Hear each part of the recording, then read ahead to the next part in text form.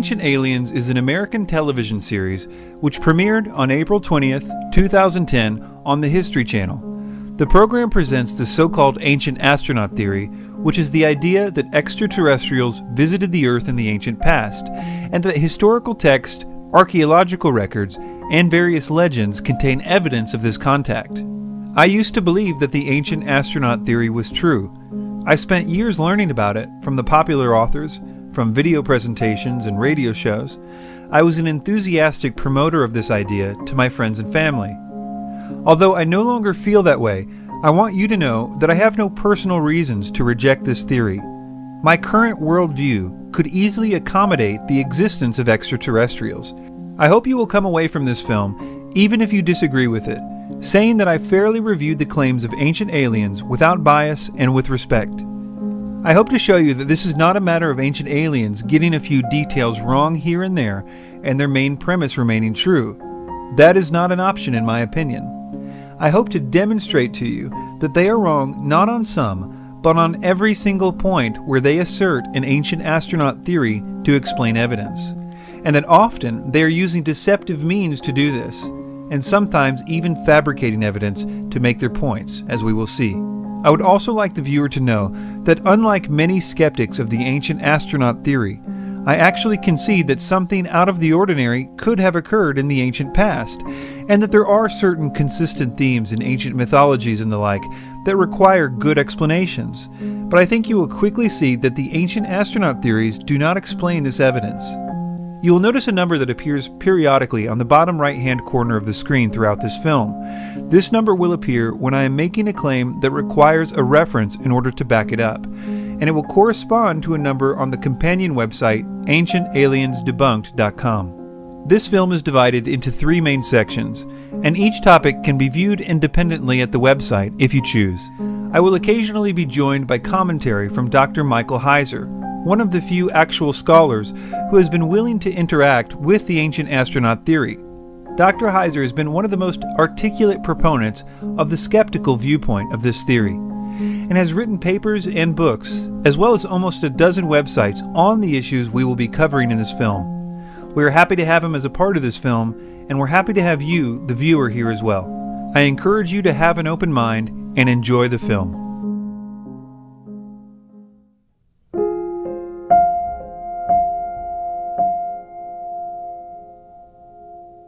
Pumapunku is so unique in the way that it was constructed and shaped and positioned that it is the most intriguing ancient site on the planet.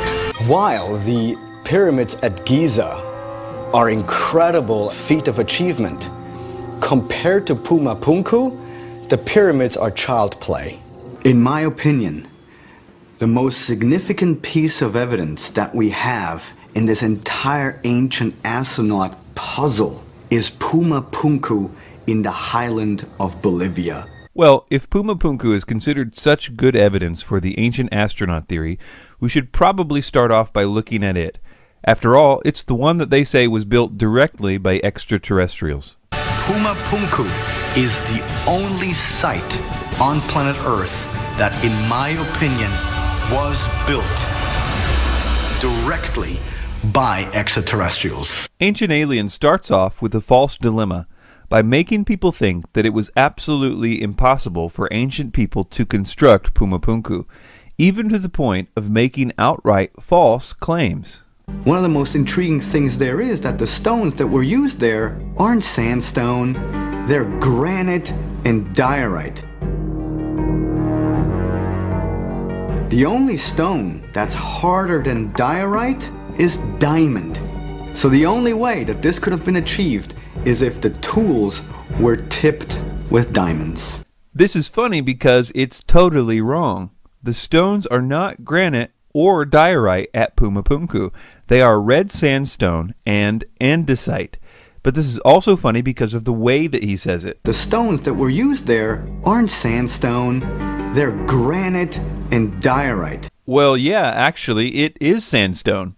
You can't blame him, though. It becomes obvious that throughout the series, he often just repeats things he's heard in Eric von Daniken's books. Von Daniken's books are what the Ancient Aliens series is based on. Later, we see Eric von Daniken himself make the exact same, totally wrong claim. Of course made out of stones found on Earth, because you don't transport granite or diorite from another solar system. Von Daniken continues building up this false dilemma. One of these platforms is 800 tons. This is very incorrect. The heaviest block at Pumapunku is 130 tons, and most of the stones are much smaller than that, so he's off by a whopping 670 tons. Unfortunately, we will come to expect this kind of thing from von Daniken as we progress. Ancient Aliens spends quite a lot of time pointing out the various features in the stonemasonry at Pumapunku, and then declaring it impossible to do without power tools. Each of these small drill holes are basically evenly spaced along this routed groove. To me, it's clear that power tools have been used on this unusual block of stone here. Well, exactly, and this surface is as smooth as a tabletop, like in your kitchen. There's no wave to it or anything. This was machined. The sandstone and andesite stones at Pumapunku would have been easily worked with the most basic stoneworking tools. The idea that diamond-tipped power saws were needed is ridiculous.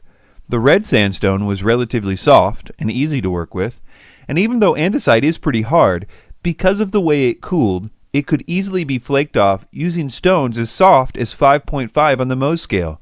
Such pounding stones were found all over the andesite quarries in the area. Contrary to Ancient Aliens' claims that archaeologists are baffled by Pumapunku, archaeologists know the basics about how Pumapunku's stones were cut and shaped. This is partly because there is evidence for this all over the site itself.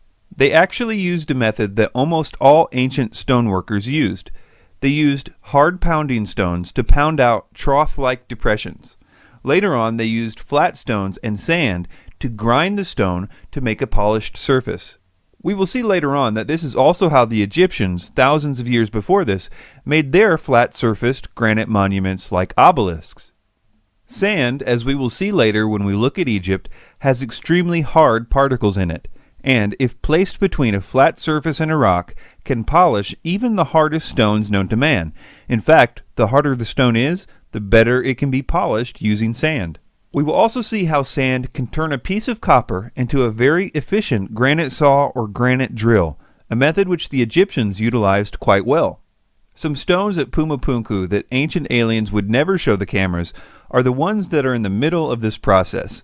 They show that at the same time a stone was being pounded by stone hammers, which created these trough-like depressions, the grinding and polishing was taking place on the other end of the stone.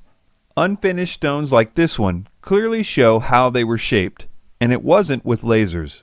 There's also unmistakable evidence of stone hammers having been used in places that were never meant to be visible, like where certain stones would be connected with one another. And because of that, it's hard for me to believe Eric von Daniken in this next clip, because it would mean that the alien toolbox had a laser gun right next to a stone hammer. Extraterrestrials arrive, the spaceship stands in orbit. Only a smaller space vehicle comes down like a space shuttle. So, just to protect their instruments, they make overnight, with their technology, what we call a base camp. Of course made out of stones found on Earth, because you don't transport granite or diorite from another solar system. And then they disappear. But the wall of their base camp is still there. It is true that stone tools would not be enough to construct Pumapunku, especially for some of the finer points. For that, they would need metal chisels and the equivalent of a carpenter's square. Entire studies have been done detailing how these cuts were made, and nothing spectacular is required except some metal tools like chisels. The arguments against this are usually either that a particular culture did not yet know how to cast metals, or that copper chisels would have been too weak. On the first point, we know that the pre-Incan Andean culture was very skilled at fashioning metals and creating metal alloys. In fact, the people who built Pumapunku were even pouring copper alloys into molds right on site, showing that they had more than enough capability to form all kinds of metal tools. But the question is, what about the tool's strength? Well, even if they were pouring pure copper into a mold, it would still work, but it would need sharpening often. But because archaeologists actually found a few of these metal cramps used by them on site, we now know that they were using a very strong copper arsenic nickel alloy, which made a much stronger final product. Arsenic acts as a deoxidant, preventing the metal from becoming too brittle, and nickel was used in copper alloys specifically to make strong chisels. Once you understand that they had the ability to make strong metal tools in a huge variety of shapes, there is no part of Pumapunku's stonework that would have been too difficult for them. Well, what about these 90-degree right angles that ancient aliens make so much about? One of the amazing things here at Pumapunku is the precision of the blocks. You can see with this block of granite that it's really been cut at very accurate right angles. To make flat surfaces with right angles, you don't need alien technology. You only need a square or a simple equivalent. It's important to keep in mind that Pumapunku would have been built thousands of years after the Egyptians, who had all kinds of squares and plumb bobs and levels and so on. It's a pretty basic stoneworking tool. That being said, despite what Ancient Aliens says, Pumapunku is not all perfect right angles. You can even see this, ironically enough, as the Ancient Aliens crew goes around with carpenter's squares. You can see that some of them are simply not square.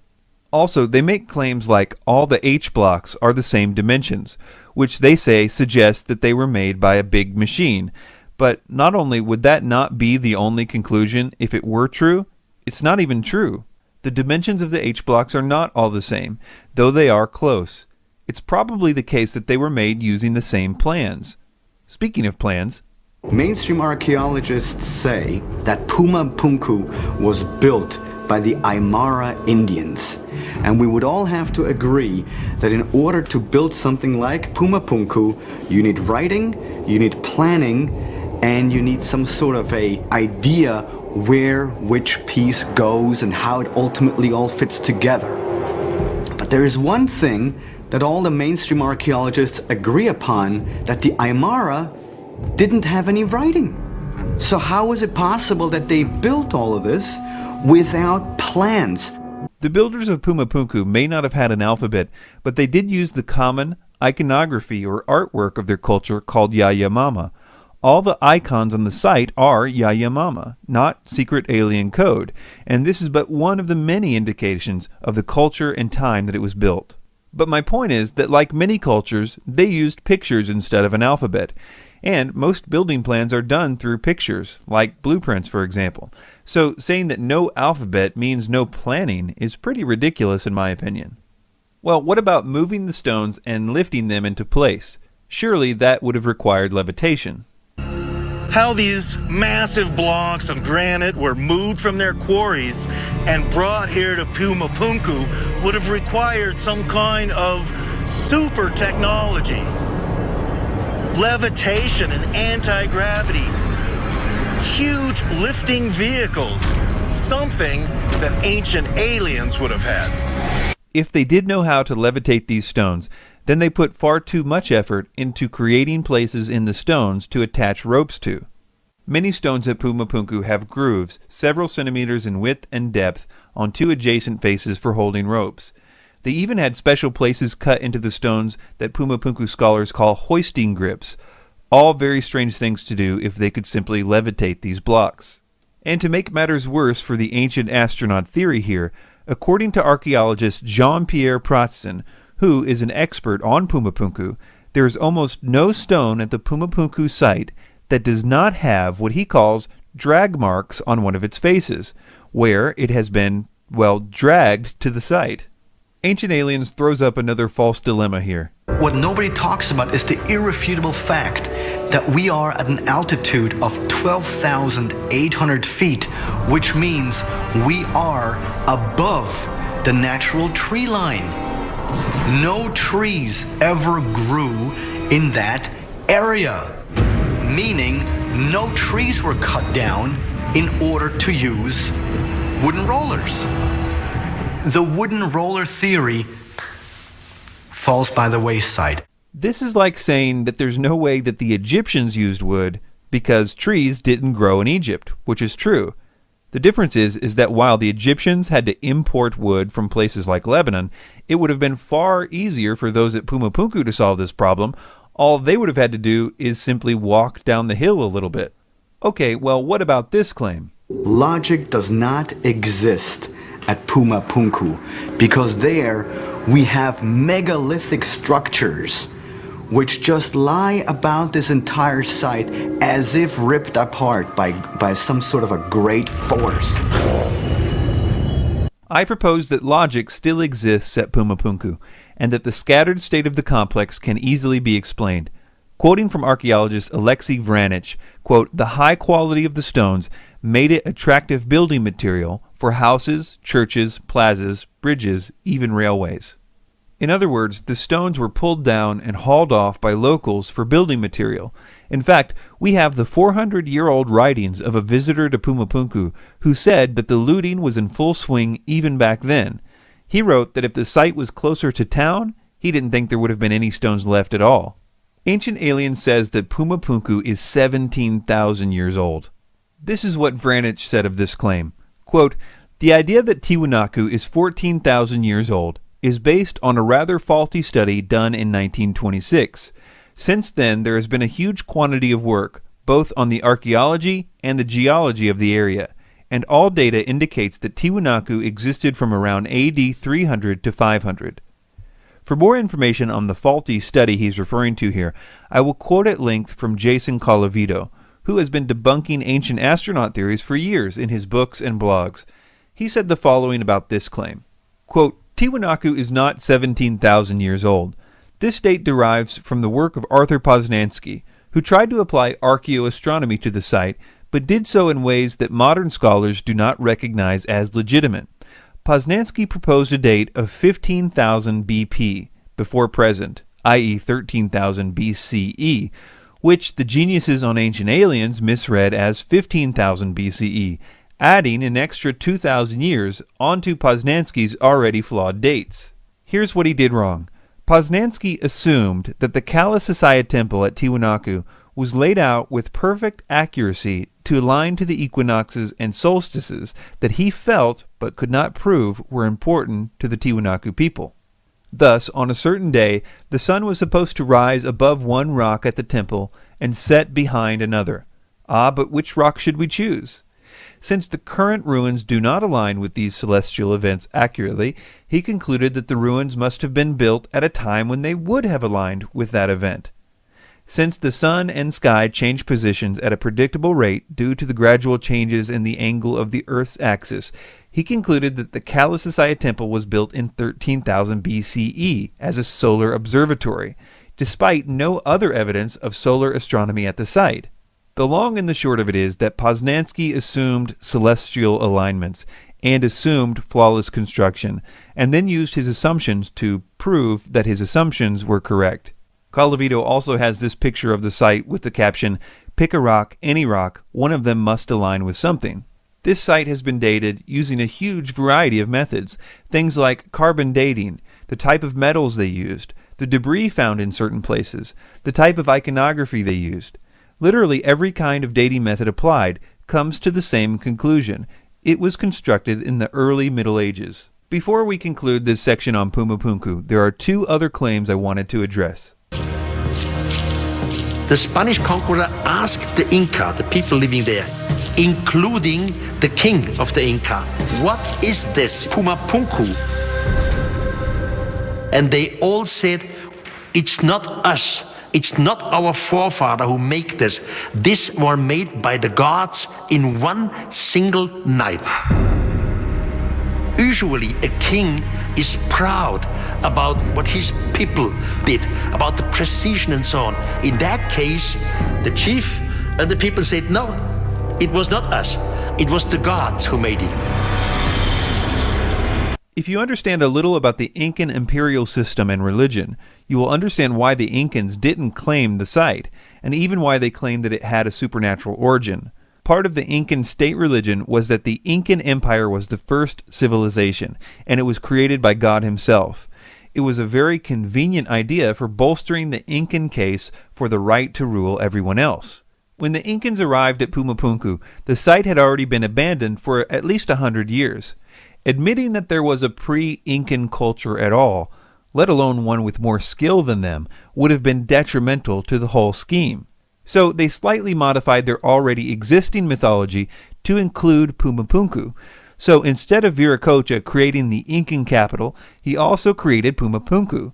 And just like that, the Incans were still the oldest and greatest civilization, even though everyone probably knew it wasn't true. And finally, Ancient Aliens says the following about what the ancient local people believed regarding who constructed Pumapunku.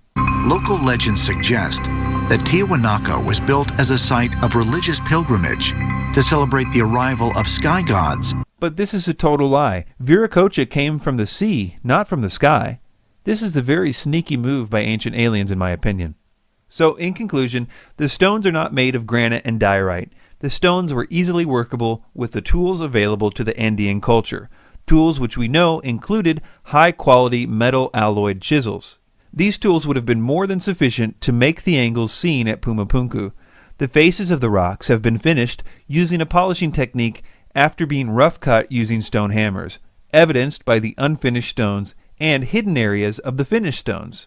The moving of the stones was not as difficult as Ancient Aliens makes it seem, especially when you take into account that they are telling people that the stones weigh 600 tons more than they actually do. The stones have telltale drag marks and hoisting holes for ropes, all showing that they were not levitated as Ancient Aliens would have us believe. We know the culture which built this monument, and all the iconography and sculptures are consistent with that culture, and the various methods of dating that scientists use all point to the same time period. The idea that Pumapunku was from Atlantean times we now know is based on a very transparently flawed presupposition.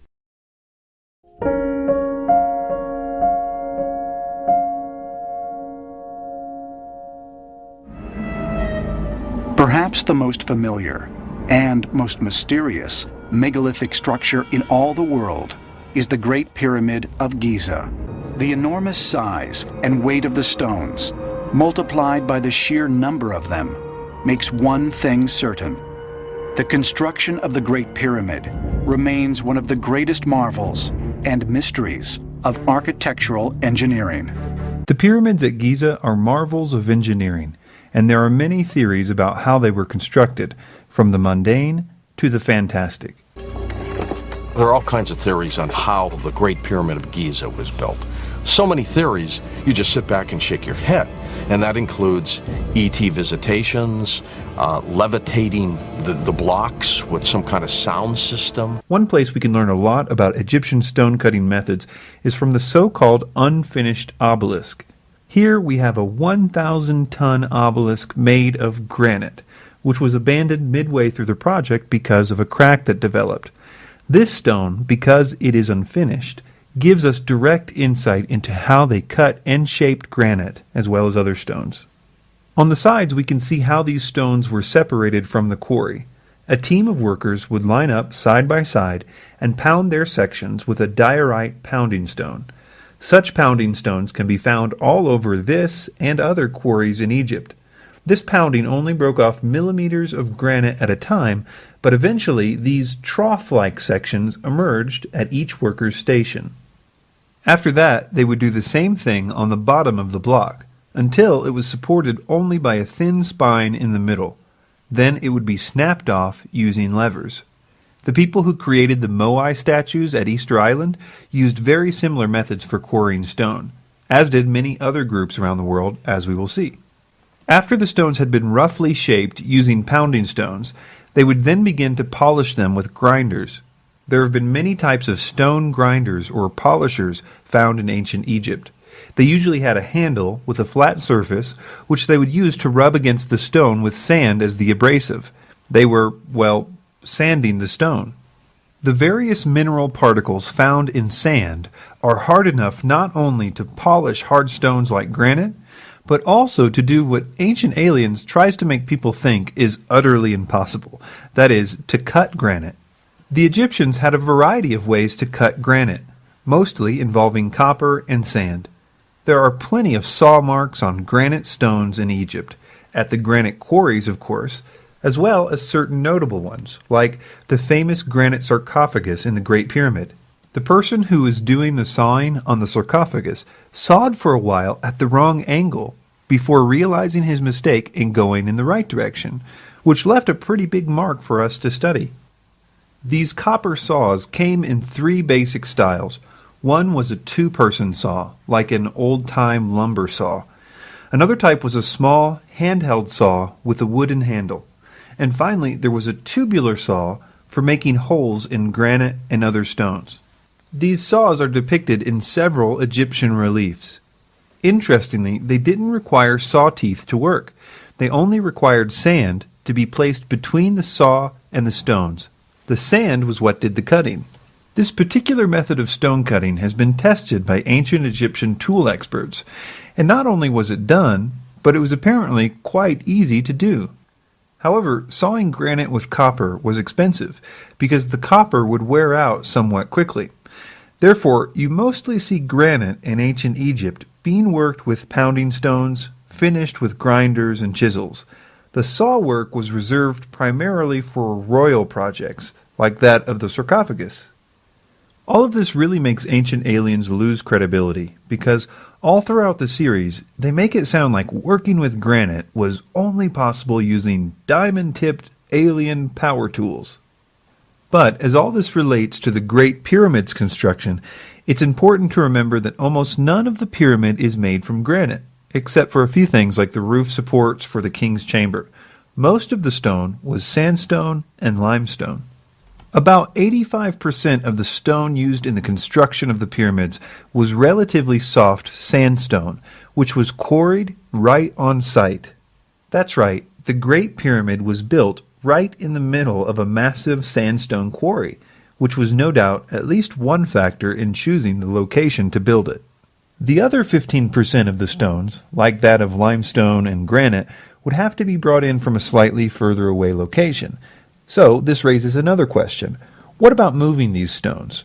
Surely the only way is by levitation, as Ancient Aliens claims. In order to really move massive amounts of stone like that, they would have had to have been levitated, somehow made weightless, and then just moved through the air by some kind of device, perhaps even a handheld kind of device, like some beam weapon. If levitation was the way that the ancient Egyptians moved stones, they had a funny way of showing it, because there are plenty of depictions of them using wooden sleds to move everything from blocks the size and shape of the ones used for the pyramid to massive 1,000-ton monuments and obelisks, all using wooden sleds. They even had a hieroglyph for the word sled, which they used often. In fact, 3 such sleds have been found intact by archaeologists, and they have all kinds of places to attach ropes to. Speaking of ropes, ropes made out of papyrus and other materials have been found in Egypt, some of them with a massive circumference, suggesting that they were used for extremely heavy objects. Boats were used for stones that needed to be imported. In fact, a channel was dug from the Nile to the construction site, so no stone had to be dragged very far anyway. So, what about the construction of the pyramids?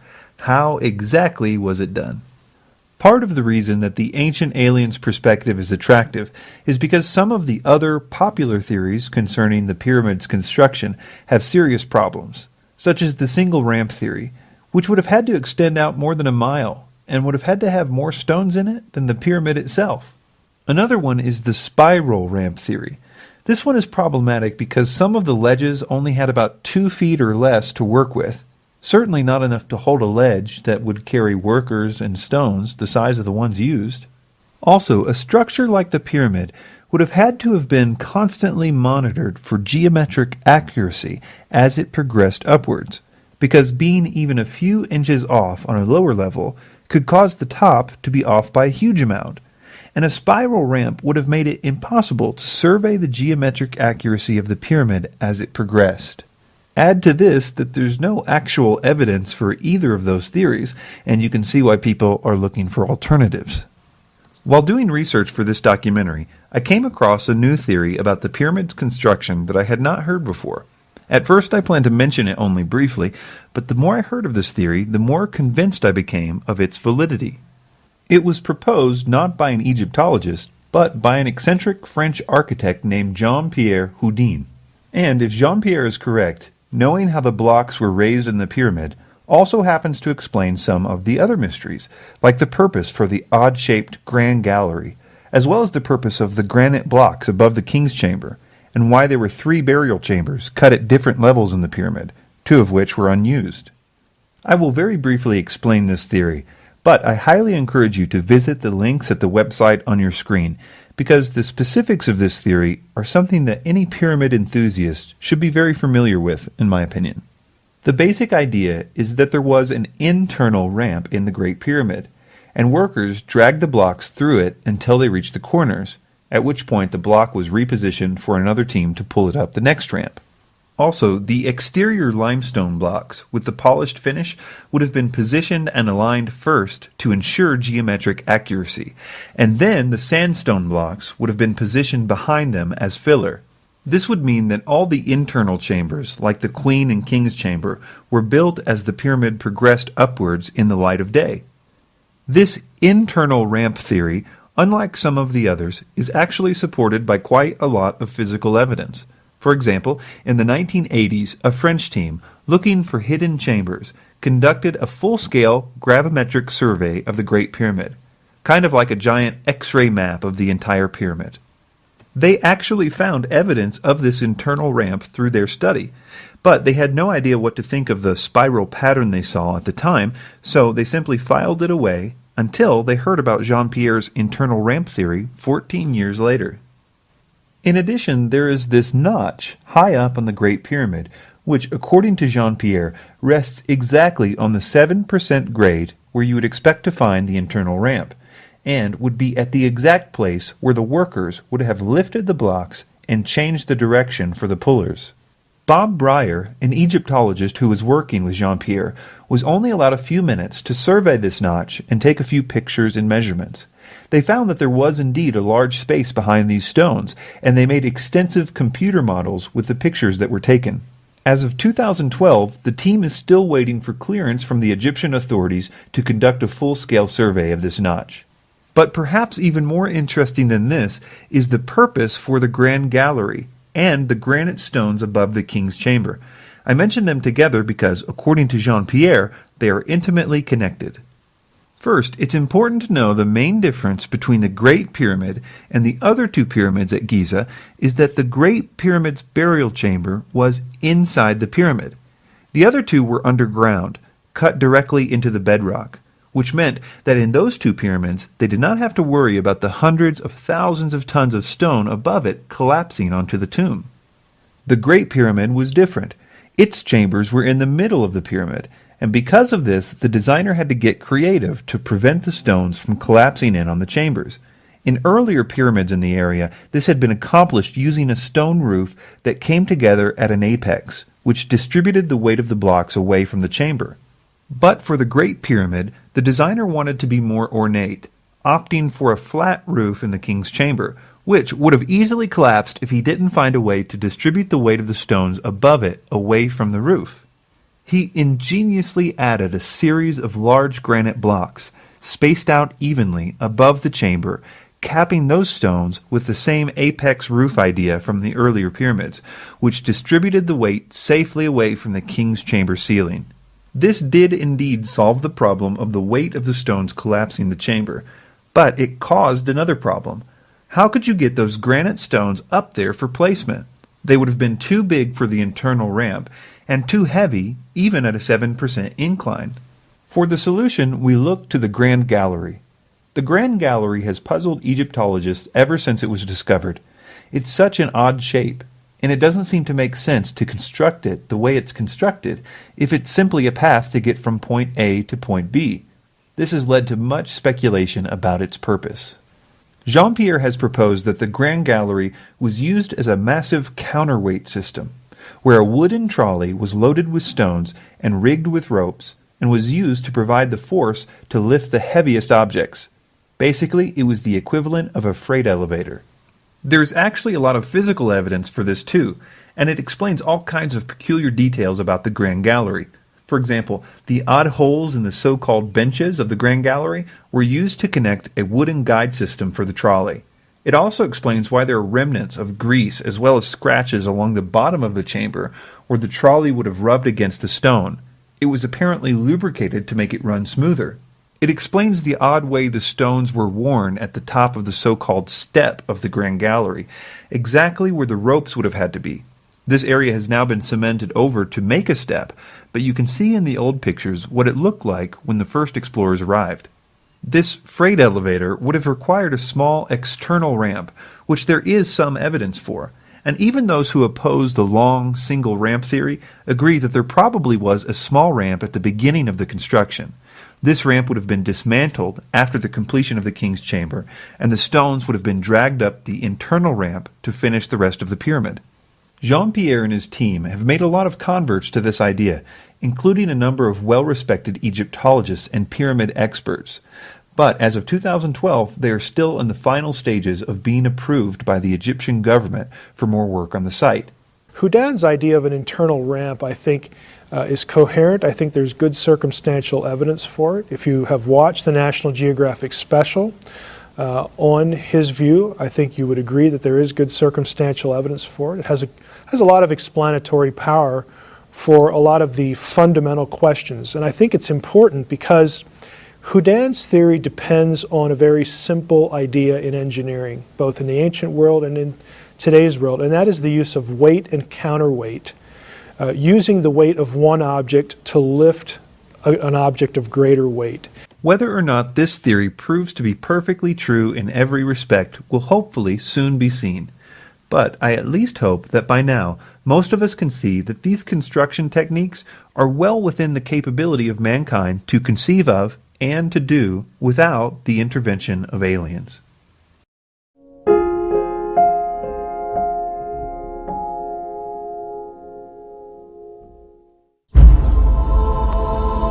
Eastern Lebanon, the Bekaa Valley. Here, at this archaeological site, stand the ruins of Heliopolis, built in the 4th century BC by Alexander the Great to honor Zeus. But beneath the Corinthian columns and remnants of both Greek and Roman architecture lie the ruins of a site that is much, much older. According to archaeologists, it dates back nearly 9,000 years. The ancient city of Baalbek, named after the early Canaanite deity Baal. And so because it was already sacred to the god Baal, then later the Greeks and the Romans then would build temples on this very same spot. Archaeological surveys have revealed that the enormous stone foundation that lies at the base of the site dates back tens of thousands of years. But even more significant to ancient astronaut theorists is their belief that the colossal stone platform may once have served as a landing pad for space travelers. The idea that ancient aliens will try to convey is that underneath the Roman ruins lies a very old platform that was once used to launch spacecraft. As we watch the next clip, listen for the first thing they cite as evidence for this claim. But what was originally there before the Roman temple was this spaceport platform that was apparently used for extraterrestrials coming and going on planet Earth. As evidence, researchers point to the gigantic megalithic stones incorporated into the foundation, each weighing between 800 to 1,200 tons, and perfectly fitted together. These three stones they're referring to are called the trilithons, and the heaviest of the three is 800 tons, not 1,200 tons as they say. There are two other stones that are heavier than this around the area, but they are unused, still connected to the bedrock in the quarries, and thus are obviously not part of the trilithons. The way the information is presented about these three stones leads the viewer to believe that they are part of the foundation or platform of the Baalbek site, What they want the viewer to think is that spacecraft lifted off and landed on the stones of this platform. They also claim that these 3 stones cannot be of Roman construction, as the mainstream archaeologists believe, but they say that they were part of the earliest structure at the Baalbek site, and that the Greeks and Romans only built on top of this ancient foundation. And it is true that there was a very old pre-Roman temple at this site, but we will learn more about that later. Our focus at the moment is the Trilithon stones. Ancient Alien says that these 3 stones are the real mystery of Baalbek. This is the real mystery of Baalbek, how these stones came to be there, why they were placed there, and specifically how they were transported into place, because some of the stones are of such magnitude that modern machinery is incapable of putting them there, but somehow our ancestors were able to do this. To solve this mystery, we need to first understand that these 3 stones do not form the foundation of Baalbek, as is so often suggested. The Trilithon stones lay end to end, or long ways, and are part of the narrow wall on the western end of the complex. They are most certainly not the foundation, nor do they constitute a platform, and it would be very awkward for a spaceship to land on top of them, considering the space on top is so narrow. Ancient Aliens tries to make it seem like no one knows the purpose for these stones, or why they had to be so heavy. But if the moving, hoisting, and setting of such massive stones was so incredibly difficult, then who, or what, placed them there? And perhaps more importantly, why? The truth is that the purpose for this wall is very well known by archaeologists. It was a retaining wall. Retaining wall technology really improved with the Greeks because of the importance of the amphitheater in their culture. Because most amphitheaters were sunken into the ground and surrounded by earth, they needed to construct retaining walls to hold back the soil. Then the Romans came along and basically perfected the practice. The rule of thumb in retaining walls, even today, is the bigger and heavier the stones, the better the retaining wall. Also, the stones needed to be in as big of sections as possible. In other words, huge sections of uncut stone. It's no coincidence that some of the biggest single stones in the ancient world, besides Baalbek, are also used in retaining walls, and by the Romans as well, as we will see. Retaining walls were especially important if there was a lot of soil erosion at the site, or if the platform you were trying to build was on a steep incline. At Baalbek, the platform was built right on the side of a huge hill, so for that reason alone, it would require a retaining wall if they intended to make a large level platform. But if you added to that a soil erosion problem, you would have 2 very good reasons for a huge retaining wall at Baalbek. So, does the area around Baalbek have a problem with soil erosion? The answer is yes, probably one of the biggest in the world. You can see evidence of soil erosion all around the Baalbek site.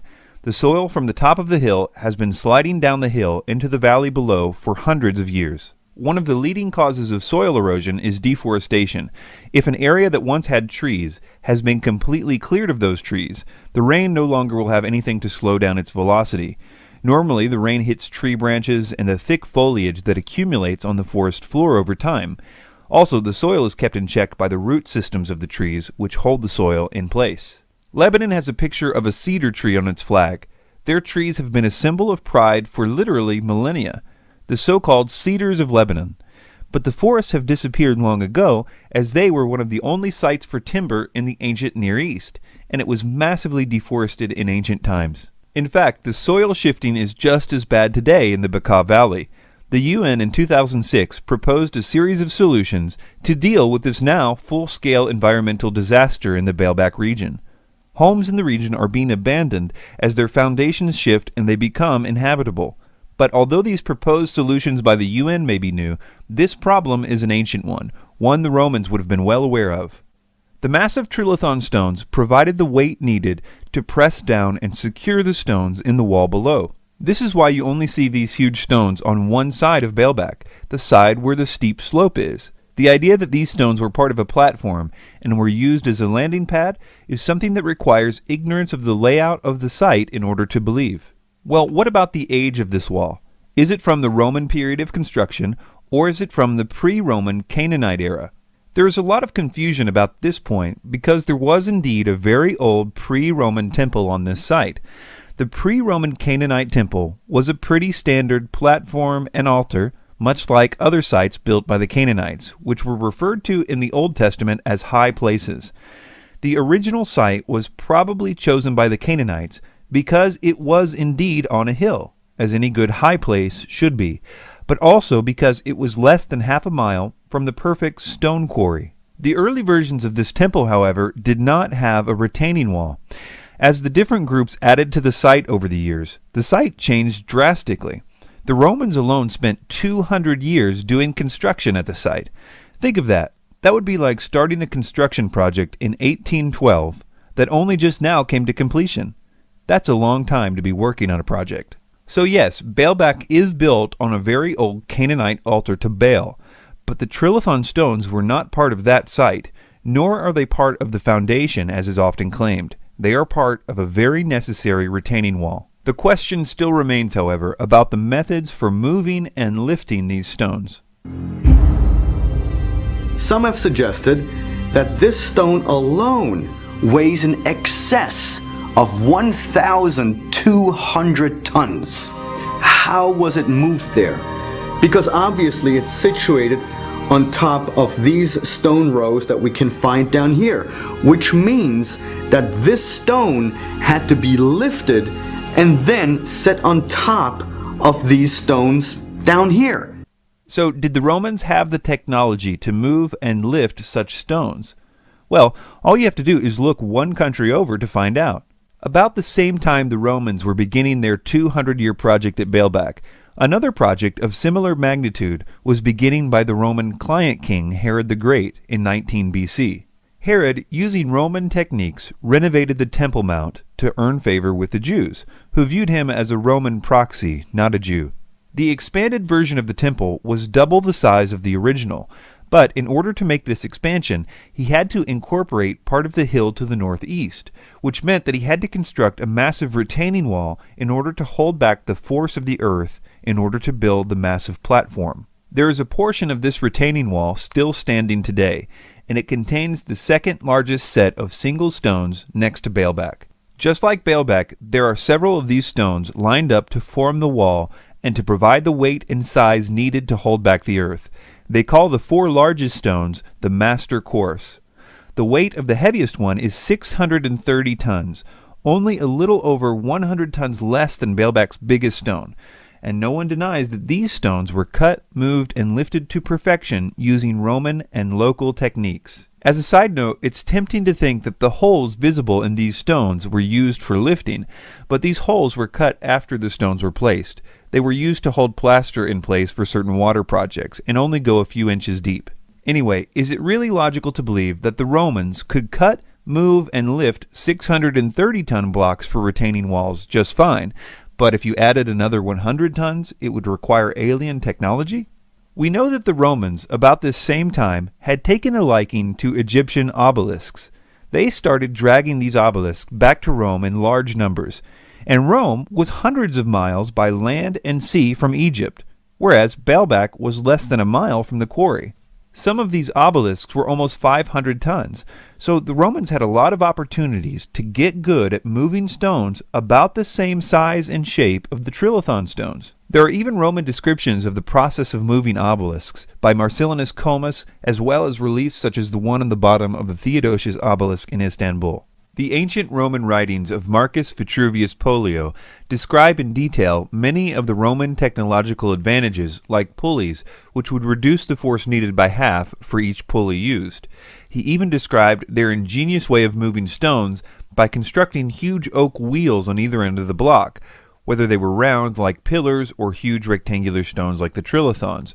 They would then be pulled by oxen to the site. So what about the lifting of the trilithon stones at Baalbek?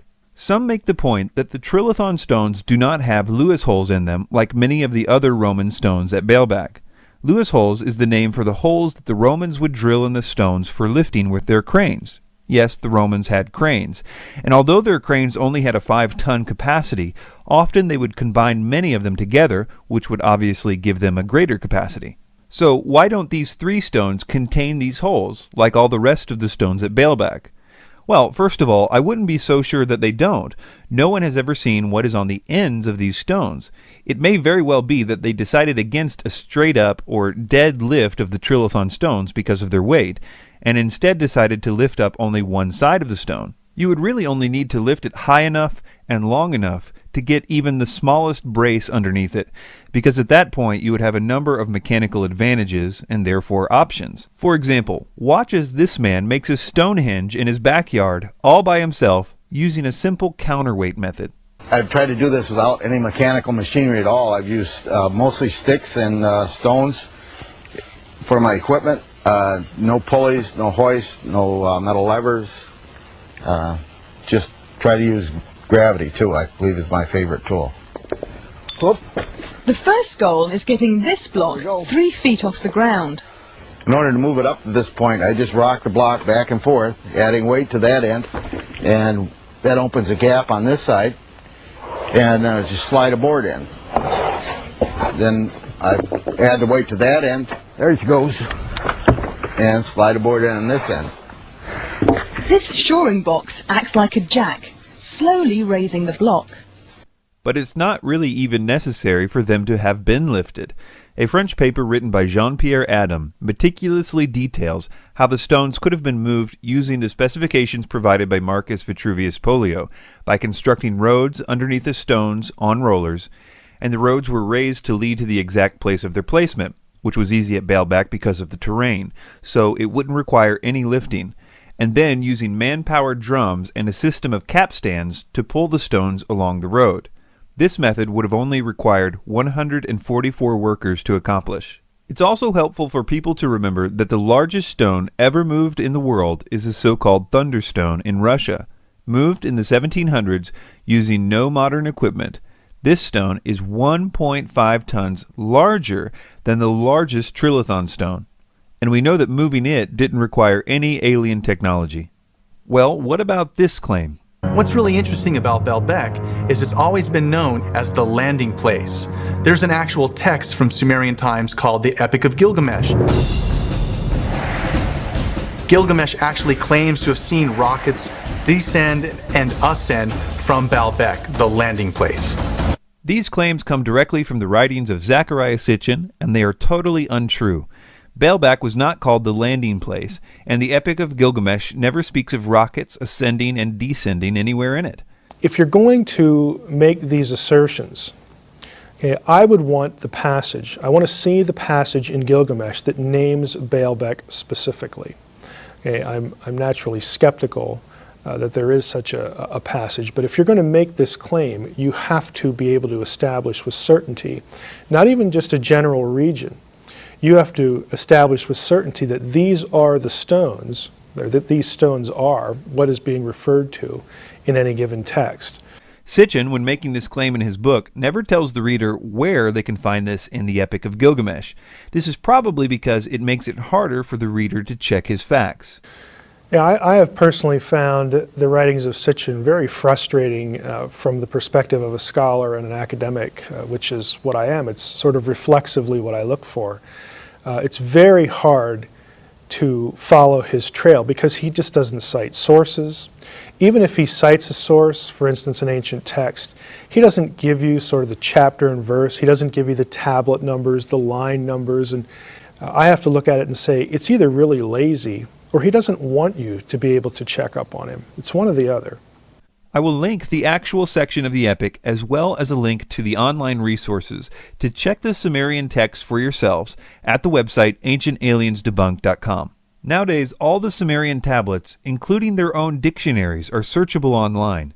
Yes, the Sumerians wrote their own extensive and detailed dictionaries, so we don't have to trust Sitchin or anyone else. We can basically just ask the Sumerians what they thought a word meant. And it becomes painfully obvious to anyone that cares enough to look that Sitchin was at best totally incompetent as a translator, and at worst a scam artist. See SitchinIsWrong.com to begin your journey in losing any confidence in the so-called translations of Zechariah Sitchin.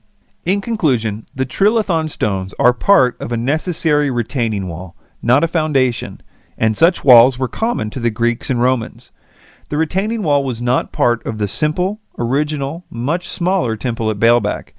and we know from other retaining walls of similar size, built by the Romans at the same time and in the same area, that they were more than capable of moving and placing stones of that size and shape, also evidenced by their ability to move obelisks. This is especially true if you gave them over 200 years in which to do it.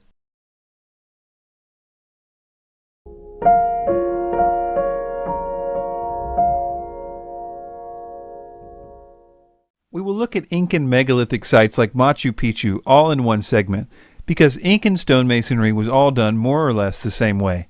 In regard to Incan building, Ancient Aliens focuses most of its attention on the curved or beveled edges of the stones. They say that it looks like the edges of these stones were melted. Notice as we listen to them build the case for this, that the reason they believe this is true is based entirely on the way the stones look. There are signs in many of these stones that show very large amounts of thermal heat have been applied to mold the stones in such a way that they fit perfectly. And so it really does raise a lot of questions. If you look at the style the Sacsayhuaman wall was built, the blocks look as if they've been molded like putty. If you can mold stone into place, then all of a sudden, as crazy as this sounds, it makes more sense. Now, melting granite or any other stone and reshaping it would leave unmistakable evidence in and on the stones themselves. In other words, if the rocks were melted, it would be easily provable. It would not be a matter of what the stones look like. It would be a simple yes or no question. Ancient Aliens skips this step of proving or disproving their theory. Instead, they assume that the rocks were melted based on the look of the stones and move on to the step of trying to figure out who would have the technology to melt stones. I have a stone torch which I use for sometimes shaping granite, and I mean it generates a temperature of in excess of 3,000 degrees. 3,000 degrees. That's a lot. When we look back at the ancients and we see a technology that they couldn't possibly know, there's only two possibilities of that. Either God did it, which we really don't think happened, or some high-tech civilization from another planet came and showed them how to do it, then took their materials and tools and went back home. I think there's at least one more possibility that Mr. Dunn may have missed. Every shaped stone at any Incan site has what archaeologists call pit marks or pit scars. They occur when stone hammers are used to quarry and shape the stone. In addition, archaeologists have found a huge number of Incan stone hammers at the quarries. And, almost uniquely to the Incans, they are found at the building sites too, because the Incans only rough cut the stones at the quarries. They did the finish work on site, so the stones would perfectly fit the stones around them. Well, how did the Incans accomplish these beveled edges? They used a smaller gauge stone hammer for the outer section. The evidence for this can be seen on every single stone that has these edges. You can see that the pit scars are much more numerous and smaller on the edges, showing that more blows with a smaller stone was used to achieve the detail work. Another reason that this is no mystery to archaeologists is because there are a large number of stones in various stages of construction in the ancient Incan quarries. These stones reveal that indeed the Incan stonemasons were using some of the most basic tools, even for their time. If you would like to learn more about the details of this, I'll link you to some peer-reviewed papers that can tell you more than you'd ever want to know, including details of experiments done. For example, a single scientist in 90 minutes accomplished similar cuts with similar tools. And all of this makes what Dunn says here one of the most off-the-wall things ever said in the Ancient Aliens series. I can't help but think that whoever was behind this thought the process through from beginning to end. They didn't quarry the rock and then decide how the heck are we going to transport this. They knew from beginning to end what needed to be done with whatever techniques and technology they were going to use. In industry today, there's a kind of an adage, keep it simple, stupid. Based on his experience, Mike Dunn believes the simplest way to build the Great Walls of Machu Picchu would have been to transport small rocks to the site then melt them and use molds to fashion the exact size and shape needed. So he says it's more simple to melt the granite, something so complicated that we don't really even know how to do it today. Is that really the most simple solution he could come up with? And then to say that they poured the melted rocks into a mold. I mean, look at these walls. Can anyone look at this and say, yeah, that looks like they were made from the same mold? These are not exactly bricks of the same size and shape, unless he wants to say that they made a new mold for every block, in which case we would go well out of the range of this being the most simple solution. As far as how the Incans moved the stones into place, they left us a lot of evidence behind in the form of ramps.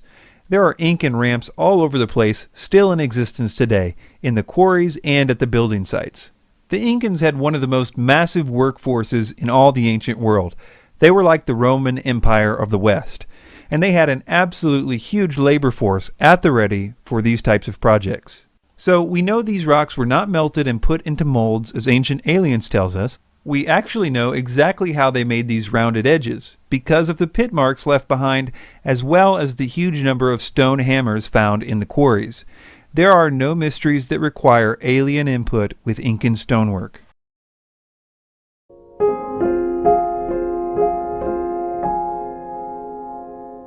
Many people are familiar with these images of stone heads, called moai by the locals.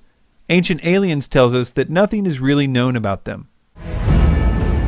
How in the heck did they make these? Where did they come from?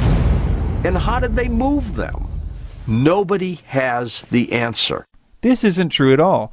For instance, we know exactly how they were cut and shaped, because the construction of the moai was abandoned abruptly.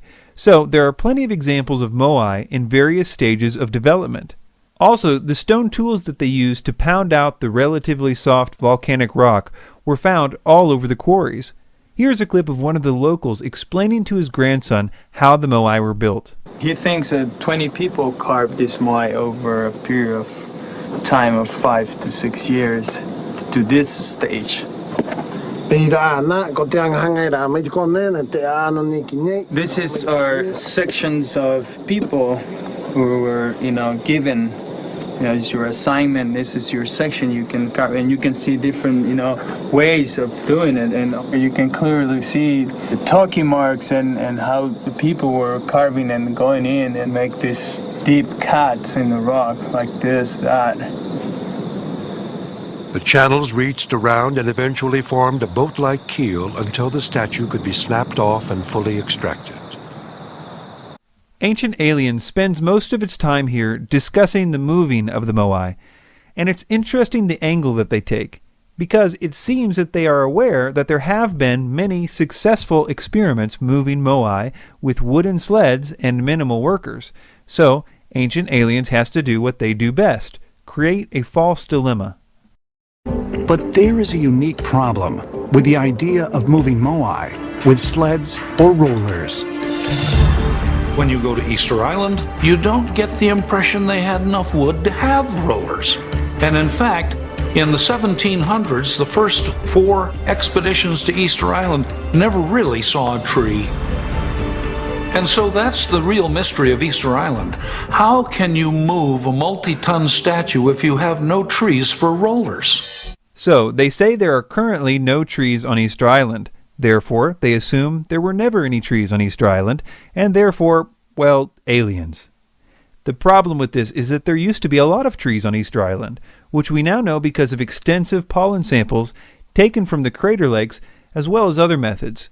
In fact, the very reason there are no trees on Easter Island now is probably because they used all of them while moving and lifting over 1,000 moais over hundreds of years. In other words, they used all the trees. One interesting thing about Easter Island is regarding soil erosion. If you take a land that once had a lot of trees and cut them all down, then you will have a massive soil erosion problem. This is because there would be no more root systems to hold the soil in place. Also, the rains no longer have anything to stop their velocity. The soil erosion at Easter Island is so notorious that if you type soil erosion into a search engine, you will see that the Wikipedia page has a picture of Easter Island.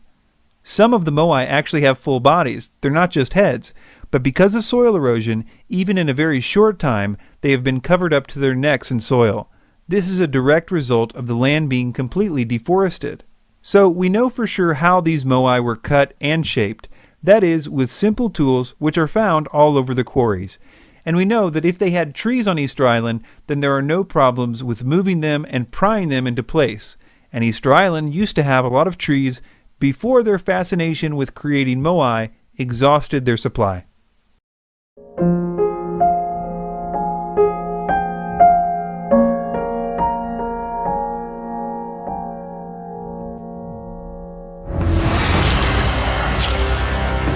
Arguably, the most remarkable Mayan artifact ever found, the stone sarcophagus lid of King Pakal, has produced considerable controversy. Mainstream scholars believe the depiction is of King Pakal on a journey to the underworld. But ancient astronaut theorists believe the king is portrayed seated at the controls of a spacecraft and have dubbed him the Palenque astronaut. He appears to be going into space. He's the original rocket man. There, manipulating his spacecraft, going into space. We have maintained for a very long time that the depiction here is of King Pakal sitting in some type of a spacecraft, because he is at an angle like modern-day astronauts upon liftoff. He's manipulating some controls right here. He has some type of a breathing apparatus or some type of a telescope in front of his face. His feet are on some type of a pedal. And down here, you have something that looks like an exhaust with flames. The sarcophagus lid of Pakal has been a centerpiece for the ancient astronaut theories since the beginning. Eric von Däniken believes this to be one of his best pieces of evidence. And you see his upper hand, he's manipulating some controls. From the lower hand, he's turning something on. The heel of his left foot is on a kind of pedal. And outside of the capsule, you see a linking flame. This is incredible. This is absolutely a proof for extraterrestrials. The theory rests on the idea that the Mayans were not depicting their usual symbols here, but were trying to realistically depict a rocket with Pakal as its pilot. I think the best thing I can do for you here is to clearly explain what the Mayanists and other scientists who specialize in Mayan culture and artwork believe this scene is depicting. As Ancient Alien said, archaeologists believe this scene is depicting the moment of Pakal's death and his descent into the underworld. Let me show you why they believe that. The most famous symbol in this picture is that of the World Tree, which, if you believe Ancient Aliens, would make up the entire hull of the rocket. It's hard to overemphasize the importance of the World Tree in Mayan mythology. The idea was that the World Tree extended into the heavens with its branches, and its roots extended into the underworld, so it was a symbol of the bridge between the underworld, heaven, and earth. When it is depicted, it almost always has the double-headed vision serpent on its branches, just like it is depicted here on Pakal's lid. The vision serpent was believed to live at the center of the world. Thus, it is depicted just above the underworld and just below the heavens. In its top branches is the celestial bird, which is seen a little more clearly in other World Tree depictions like this one, but on Pakal's lid you can see it's clearly depicting the same bird. The celestial bird represented the heavens, and thus was pictured on top of the World Tree. What Ancient Alien says is the exhaust or fire from the rocket's takeoff is the roots of the World Tree extending into the underworld, which is not just typical for the depictions of the World Tree, it's pretty much a requirement. In the underworld, we see a picture of the Mayan sun monster, which Pakal is riding into the underworld. The idea was that every time the sun set, it was actually traveling into the underworld, where it would die, like everything else in the underworld. You can even see the bottom half of the sun's face was a skeleton, while the top half still had flesh and had not yet died. This too is a common theme showing the moment of transition. So Pakal is hitching a ride on the sun into the underworld. Even the so-called smoke is easily explained when you understand Mayan symbols. In Mayan art, whenever you see a so-called traveler, which is a person in transition from one world to the next, there must be something that is making that travel possible. Sometimes it's a twisted umbilical cord, but almost always it's a serpent, often a double-headed serpent. In other words, being in the mouths of double-headed serpents was a symbol of transition from one world to the next. You can see that the so-called smoke is actually the traditional serpent's beard, which appears on almost every depiction of a serpent in Mayan art.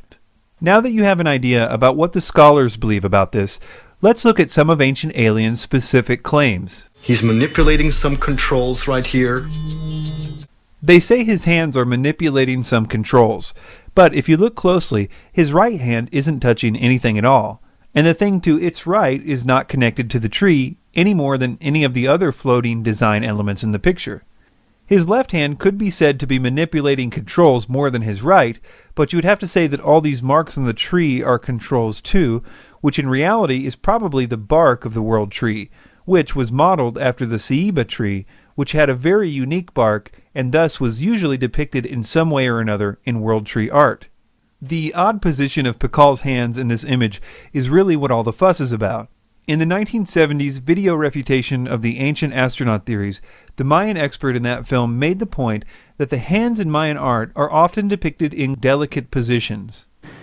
The Maya like to show hands in rather delicate gestures. Such gestures are common in Mayan art. There are similar examples on the side of the slab. As far as the claim about his foot being on a type of pedal, I would have to say that if that is how aliens design pedals, then we are far more advanced in pedal technology than they are, because that may be the worst angle to put any kind of foot pedal. Plus, there are other reliefs of Mayans in the underworld on similar slabs with their feet in similar positions, but without the rocket. Well, what about this so-called breathing tube for his nose? Well, it doesn't connect to anything, and if you look closely, the thing it could potentially connect to is also represented on the other side of the lid, and is clearly a stylistic element of the vision serpent. What it actually is a nose piercing, particularly a bone. Here, an earring suspended from a pierced ear, a nose plug, which has the elements of death because it takes the form of a fleshless bone. Finally, consider the context that we find this image. It's on a coffin lid, so the mainstream view is perfectly in line with that, and the whole concept was common in Mayan burials.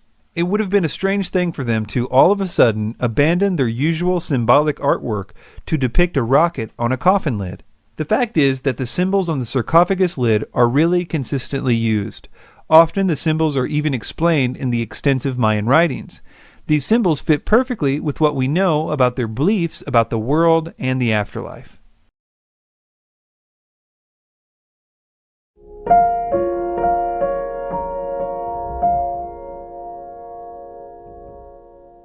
The Nazca lines of Peru have been an important part of the ancient astronaut theory since its beginning.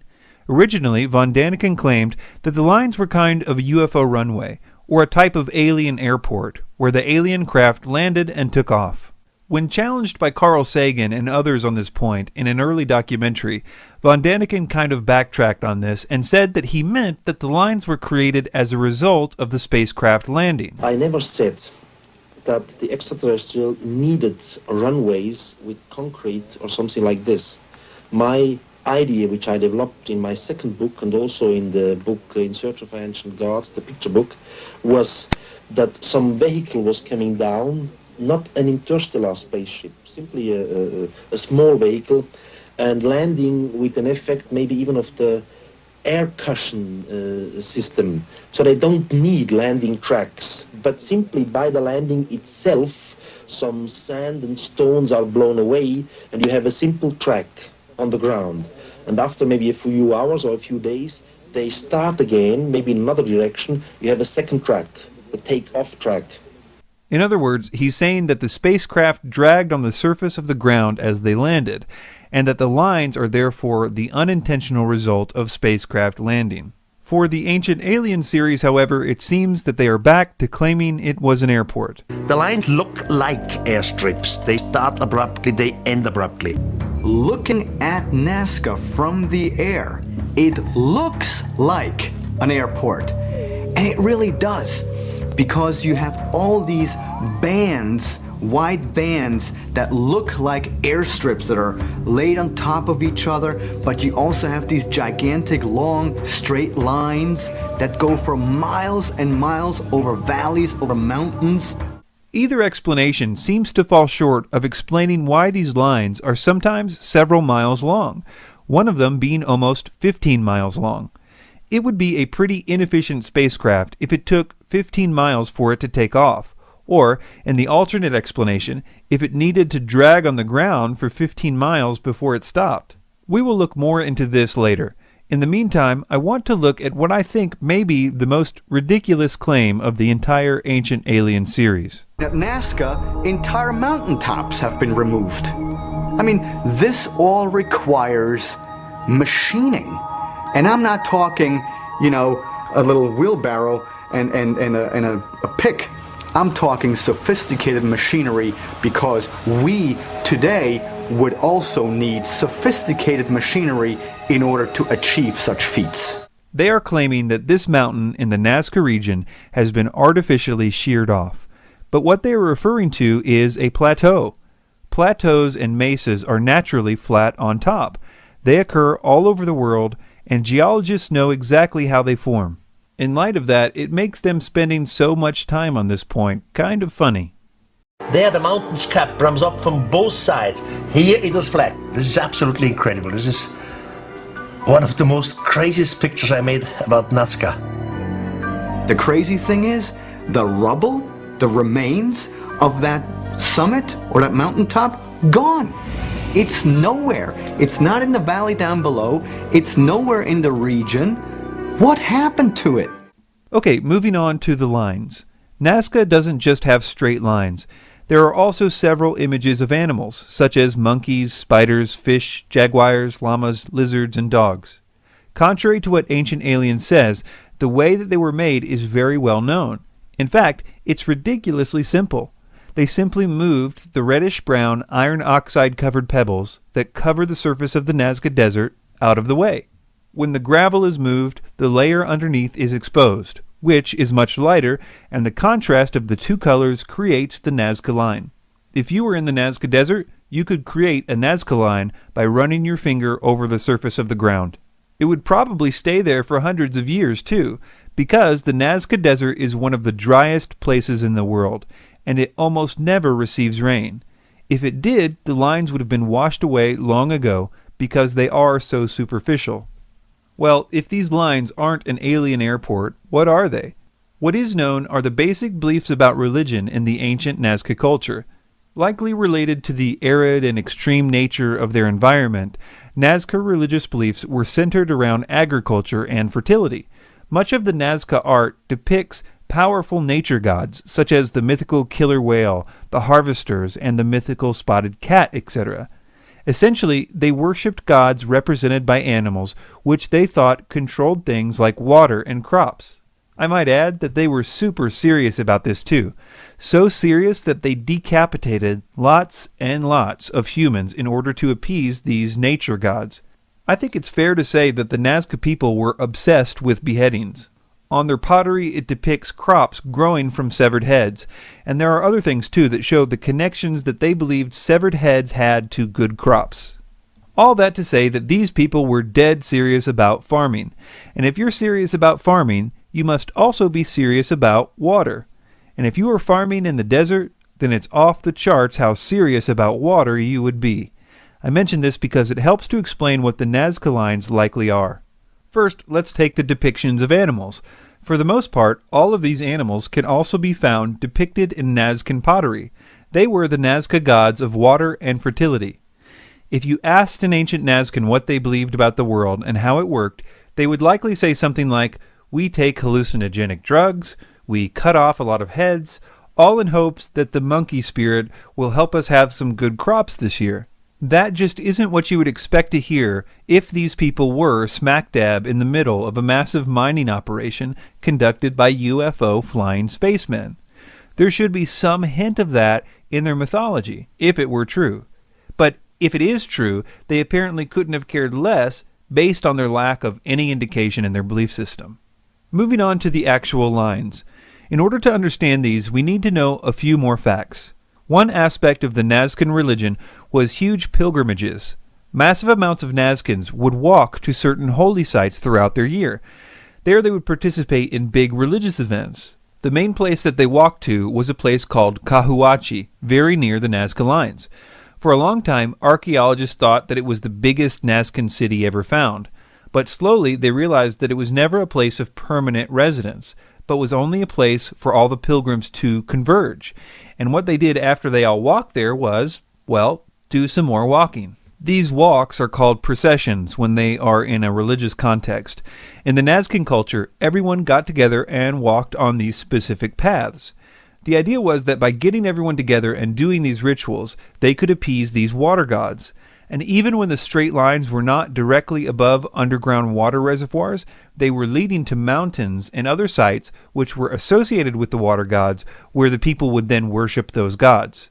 So, in conclusion, the mountains weren't shaved off. The idea that it was an airport makes no logical sense, and the symbols and rituals which were a huge part of the Nazcan culture more than explain the so-called Nazca lines.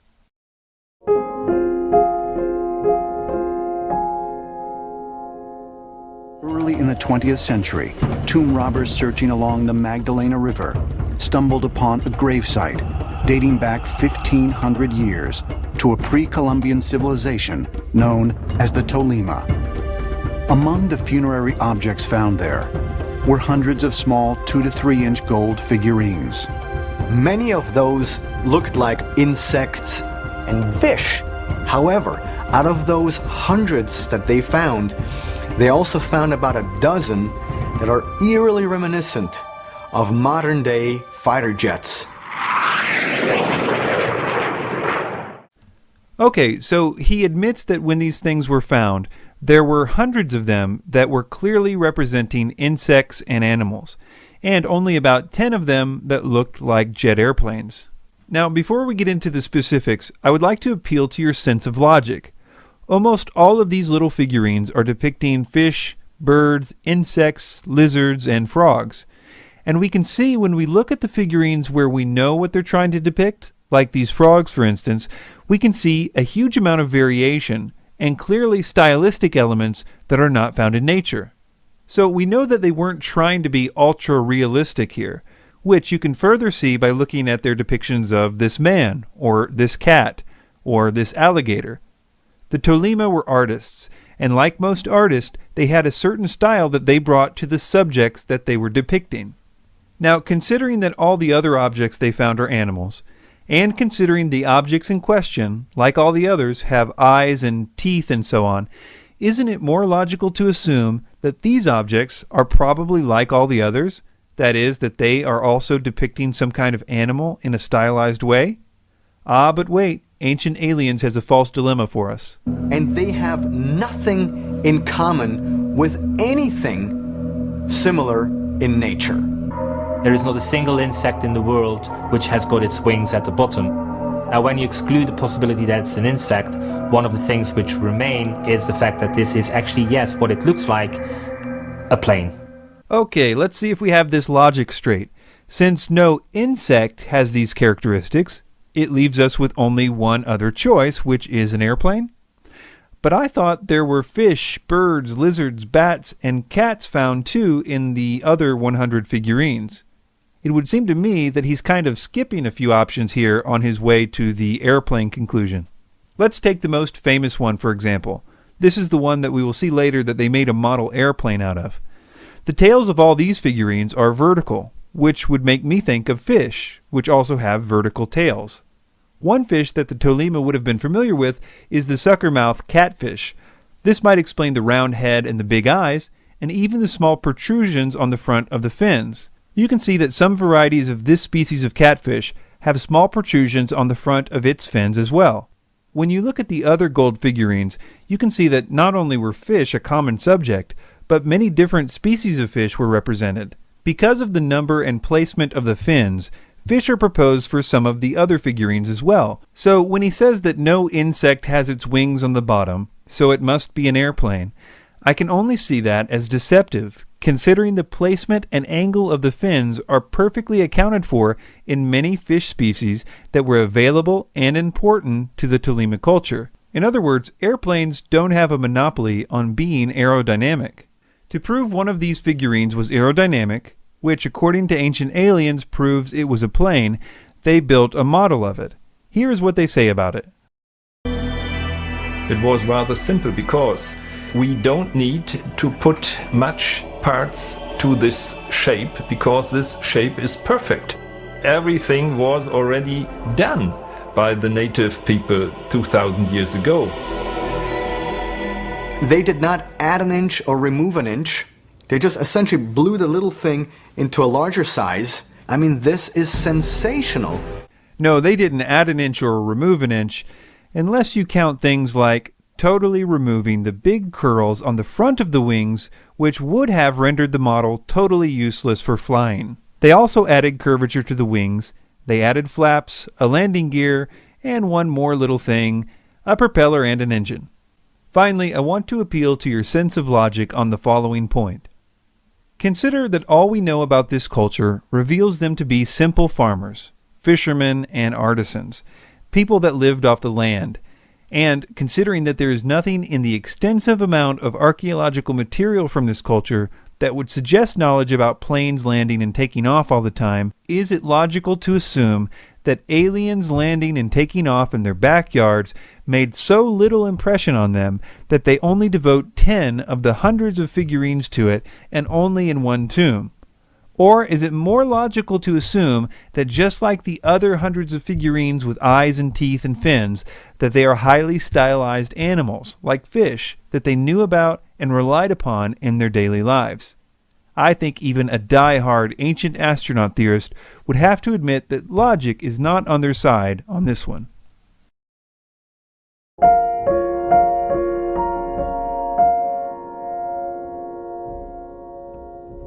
Are these carvings on a wall at the Dendera Temple complex in Egypt? To some, the strange designs look eerily similar to objects very much in use today.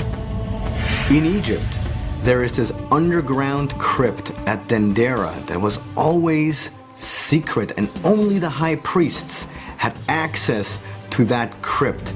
And it's very hot in there, very narrow, low ceiling, and on the walls you have these reliefs of what looks like ancient light bulbs. Because we have to question one thing: how did the ancient Egyptians light the inside of their tombs? The Egyptian light bulb theory. Let's see what we can figure out about it. Let's start by listening to some of the reasons that ancient astronaut theorists believe it's true. According to most mainstream archaeologists, torches were used by the ancient Egyptians to light the pitch-black chambers of tombs and temples. Yet nowhere on the ceilings is there even the slightest evidence of soot or smoke residue. It's hard to know why they're saying this, because there is black soot in almost every Egyptian temple and tomb. In fact, a recent ceiling cleaning conducted at the Temple of Hathor, which is the same temple where the so-called light bulb relief is found, they uncovered a brightly colored ancient ceiling painting that had never before been noticed. What was covering it up, you ask? I will quote them directly. They said that the ceiling was covered with, quote, hundreds of years of black soot. That's kind of funny, you have to admit. Also, there isn't enough oxygen inside those tombs with which to support or feed a flame of a torch. I was once inside the king's chamber, inside the Pyramid of Giza, and somebody turned off the lights and immediately we were in pitch darkness. And I said, no problem, I'll just take out my lighter from my satchel, and I turn on the lighter, and it didn't work. I don't know about his specific Zippo, but there are plenty of documented explorations of the pyramid and other tombs in the early part of the 20th century which used torches to light the pyramids. Archaeologist and pyramid expert John Romer was once asked a similar question by someone on a television show. This was his response, quote, "As for the soot, there is soot in the Great Pyramid from the 19th century travelers, but most of it has been washed off. Most of the pyramids, of course, were built in sunlight, so lighting the interior would only have been a problem after the roof went on. They would have used lamps with salt in the oil so the flame burns very pure, end quote. Romer isn't just guessing about the olive oil lamps. These lamps were depicted in Egyptian reliefs, and there are even receipts for orders of their wicks and other such evidence. Another thing to consider is that, as far as tombs go, they weren't expected to be lit. In fact, if all went well, robbers would not be able to find a way in, and the tomb would never see the light of day ever again. That was the plan. And if it weren't for 19th century explorers and dynamite, that plan might have worked too. But when we're talking about temples, like at Dendera, the false dilemma of not enough oxygen simply doesn't work. The temple is much more open. The oxygen levels are plentiful. They obviously used fire to light it, if for no other reason than because of the hundreds of years of black soot on the ceiling. Okay, so the false dilemmas have been addressed, but we're still left to explain what this relief is depicting.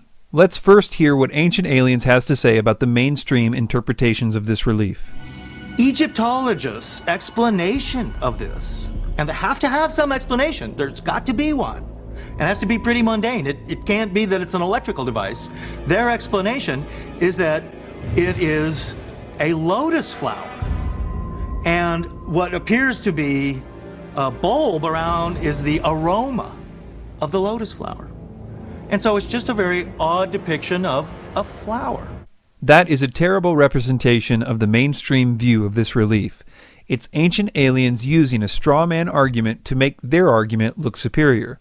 This relief is not so mystical if you have a little understanding of Egyptian art and religious symbols. This is a variant depiction of the creation of the world in Egyptian mythology. The Egyptians believed that before anything else existed, there was a vast primordial sea of nothingness. They believed that the first thing to emerge from this sea was a lotus flower. This is probably because the lotus closes at night and sinks underwater. In the morning, it reemerges and blooms again. It was believed that the lotus flower then gave birth to the first god, who was often associated with the sun. This relief was done after the god Atum was merged with the sun god Ra, and thus became Atum-Re. Atum, the god who created everything else after this point, is actually represented by a snake. And yes, it is a snake in these reliefs, not light bulb filaments. You can actually see the eyes and other elements of a snake if you look closely. This is pretty standard Egyptian mythology, that the lotus flower came forth first, and then the first god Atum, who was represented by a snake. Well, what about this bubble surrounding it? I will quote an expert directly on this point. Quote, "Despite the variety of deities, the Egyptians conceived the origin of the world as singular. Only one god, Atum, was responsible for the emergence of the universe as a bubble of air in the vast, limitless, inert ocean and everlasting darkness of the undifferentiated primordial waters, none, that existed before creation. In other words, the universe came forth from the lotus in a bubble of air." The other elements of this picture back this interpretation up. The universal bubble is here being supported or raised up by the goddess Nun. Nun is the primordial waters, and technically it is she that raises up the lotus, Atum, and everything else. This pose of outstretched hands is one of the more common motifs for Nun, and she raises and supports the universe from nothingness. In some versions of the story, the sun god represented in these scenes is Khepri, who is represented as a scarab beetle. Atum and Khepri sort of traded off being aspects of Ra in Egyptian mythology. So in essence, in more common versions of this scene, you have Nun, the primordial waters, lifting up the solar barge of Ra for its first journey across the sky. And this explains why the exact same poses are seen in this creation scene at Dendera. They are also depicting Nun raising up the universe out of her waters. This idea is very, very common. You can see other images of Ra emerging from the primordial lotus as well. The idea that the ancient Egyptians used electricity is something that is not even hinted at anywhere in the Egyptian records. And if you believe Ancient Aliens, they were not just using electricity, but vacuum tubes, which requires high amounts of electricity as well as rarefied gases like argon. And if this was the case, we should expect to find some mention of this somewhere. But Ancient Aliens has an answer for why we do not. But if the ancient Egyptians had used some kind of electric light to illuminate their passageways, why does the visual evidence exist only in the temple at Dendera? In Egypt, you had different areas of specialty, and Dendera was the area where the knowledge of the light-giving source was kept. And this secret knowledge was kept by the high priests. And they're the only ones who were privy to this type of information, because Dendera was the special place where this specific knowledge was guarded and kept. Right. Of course, there's nothing in any text or on any wall that would back up anything that he just said. He even makes up this phrase, keepers of the light-giving source or whatever, just to make it sound official. Again, it's interesting that the temple where the knowledge of this light was kept is the same one with the hundreds of years of soot on the ceiling. Maybe they were trying to save on their electric bill. In conclusion, all the reasons that Ancient Aliens says light bulbs existed in ancient Egypt, such as no soot in the tombs and not enough oxygen, are easily dismissed as false dilemmas, and the so-called light bulb pictures are easily explained using standard Egyptian symbolism.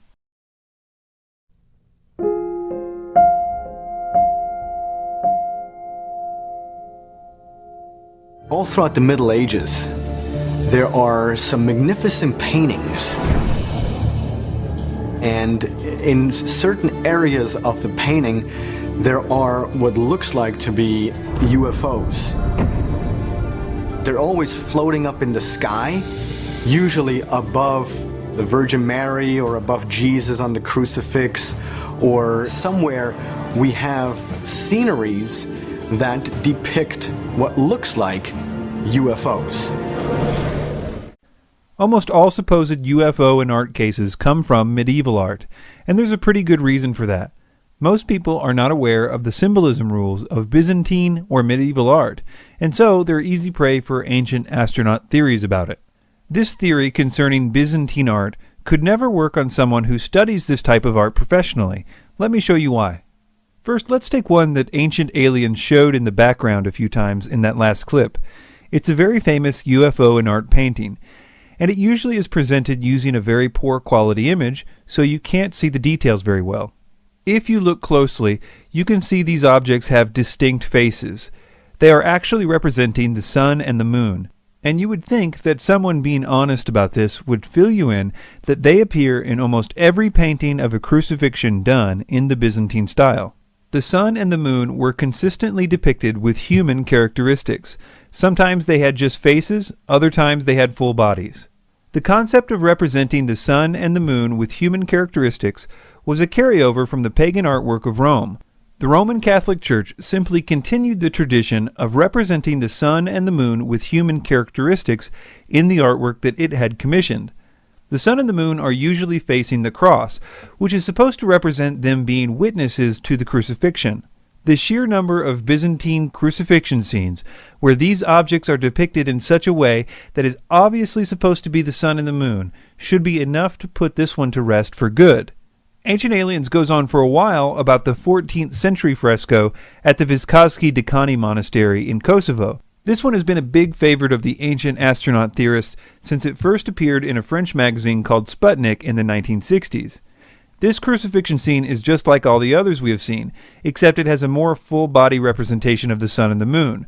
There are just as many examples of the sun and the moon being depicted in this way, with full bodies, in other Byzantine crucifixion scenes, including in other places in this same monastery.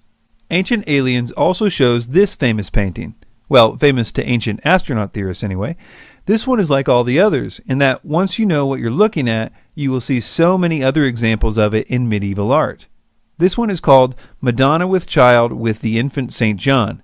And to start out, I want to draw your attention just below, to the right of the object, where you will see a character holding his hand to his eyes and looking toward the sky. With him is a dog that is also looking towards the sky. The painting was supposed to be depicting this passage in the Bible. And there were in the same country shepherds abiding in the field, keeping watch over their flock by night. And lo, an angel of the Lord come upon them, and the glory of the Lord shone round about them, and they were sore afraid. And the angel said to them, Fear ye not, for behold, I bring you good tidings of great joy, which shall be to all people. For unto you was born this day in the city of David a Saviour, which is Christ the Lord. So the shepherds and the glory of the Lord shining round about them are all in the context of the announcement of Jesus' birth from the Gospel of Luke. What really demystifies this is to show other paintings from the era depicting the same scene. Slowly, you will see what the so-called UFO is supposed to be. First of all, you will notice that all of these paintings have the same shepherd, usually with a dog, and usually with their hands to their eyes. Usually, an angel comes out of the cloud lined with light. In older pictures, the cloud in the scene would have had golden rays. Sometimes an angel is coming out of a big tear in the sky. Other times, like this one of a similar style, only the tear in the sky is visible, not the angel. In almost an identical tondo, we see the shepherd looking toward a red-dressed angel, and in the center, above the Madonna's head, there is the same light-rayed cloud. Here is the same scene painted by the artist's brother-in-law, with a bright star appearing inside a cloud. On a hill to the right, the angel appears to the shepherds. Here is another shepherd scene. We see the angel and the luminous cloud. Sometimes the angels would be depicted in the cloud like this.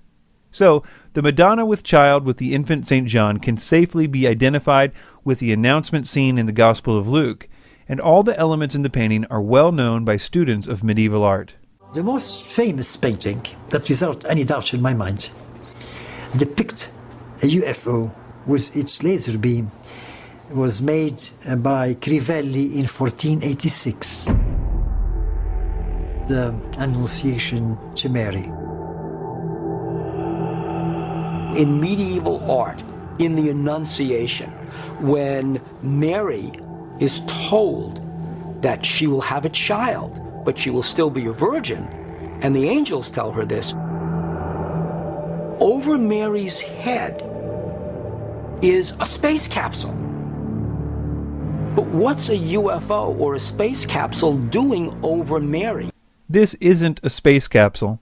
If you look closely, you will see that it is formed by a circle of clouds inside of which there are two circles of small angels. This is a very common way of representing God, visible in a huge number of paintings.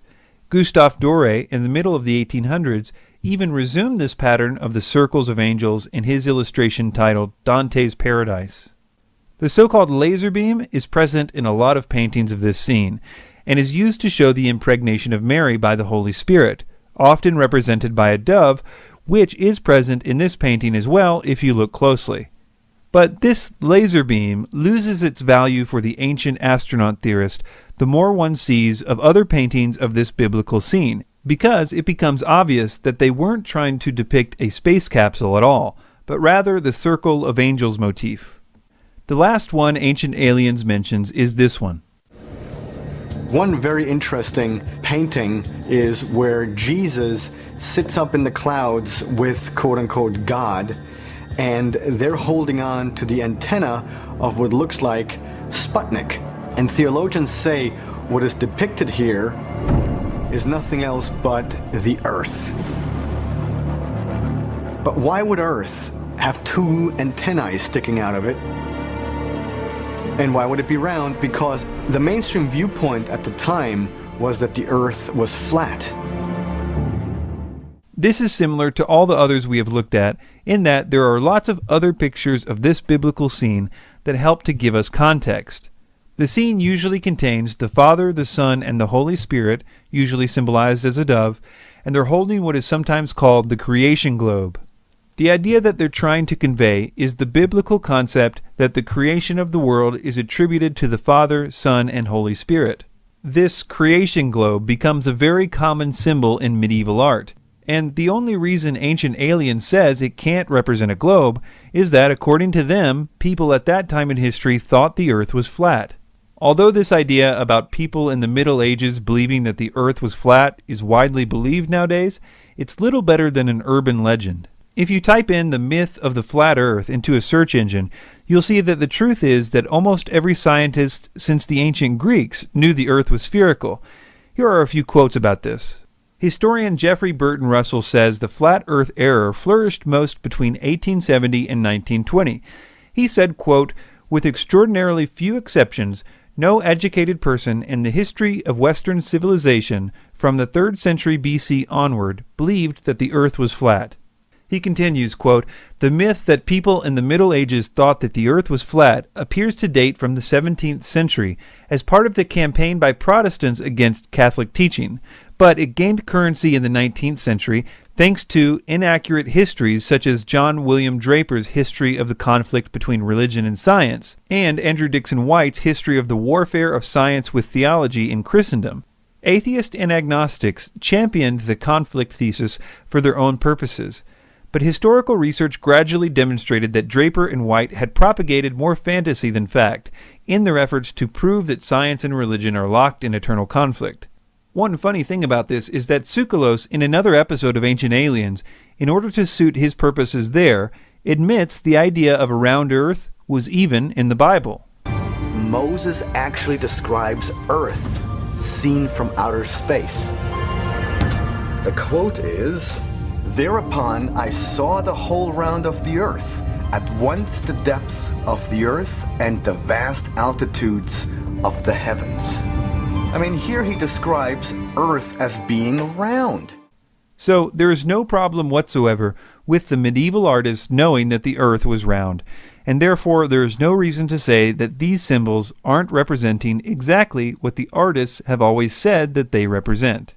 Almost all UFO and art theories come from the Middle Ages, and they all fail when they are compared with other paintings of the same scene, because one can then see that these were consistent motifs in that style of art, and were used to describe certain theological concepts, which, when explained in light of the concept that it's obviously trying to convey, it totally demystifies the objects in question.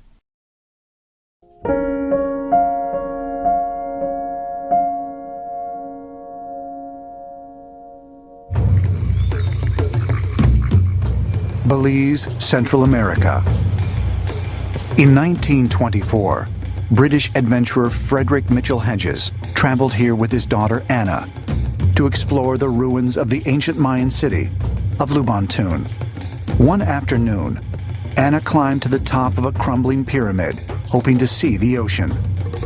It was high noon and she was at the top, and the way the sun came in, the way the rocks had moved on that, there was just a small opening and the light from the sun went through and it hit the top of the skull. And she ran down and she was all excited. She said, "There's someone in there with a flashlight." Anna's father and others in their party were too large to fit inside the small opening of the pyramid. So they tied a rope around Anna and lowered her into the hole. When she came back up, Anna held the top of a strange crystal skull.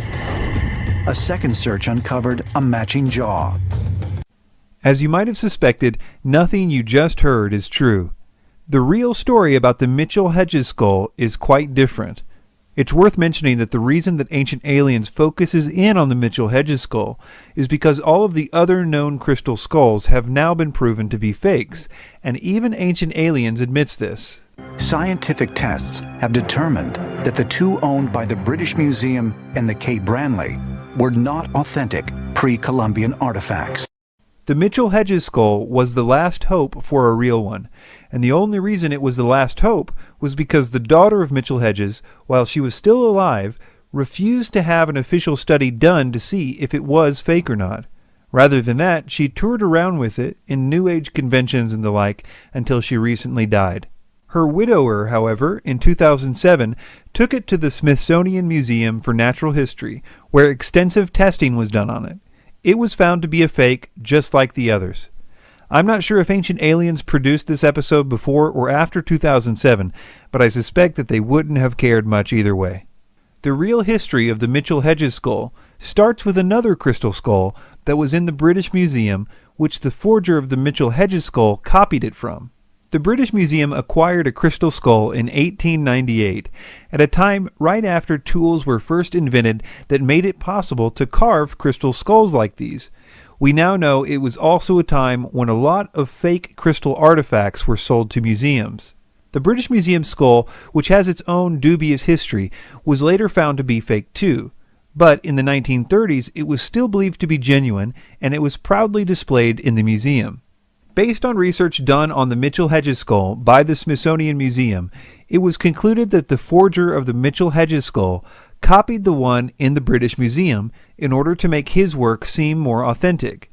The Mitchell-Hedges skull was first owned by a man named Sidney Burney, who we have records of trying to sell it to various people unsuccessfully for 10 years before this. He finally sold it to a member of the general public at a Sotheby's auction in London in 1943. That member of the general public was Frederick Mitchell-Hedges. We actually have the letter that Mitchell-Hedges wrote to his brother directly after purchasing the skull at the auction, in which he expresses his excitement about his new purchase. This will be important later. 5 years later, though, in a local paper, he was claiming that he found the skull himself in a daring expedition to Central America. Mitchell-Hedges was a renowned storyteller and often sold his fanciful stories to Hearst newspapers. For example, Mitchell-Hedges was a fisherman by trade, so he would have tales of him catching previously undiscovered animals, fighting off sea monsters, tales of man-eating sharks, as well as your average big fish stories. Later, though, with his book Danger is My Ally, he told tales of him discovering previously unknown lands and undiscovered people groups, as well as battling all kinds of jungle dangers. Later on, people would write editorials that had been to the areas that he said he went to and publicly debunked him. Mitchell-Hedges was also shown to hoax an odd situation involving a supposed robbery and several shrunken heads. He even lost a very public libel suit concerning this. But all of this only scratches the surface of the deceit that surrounds the Mitchell-Hedges skull.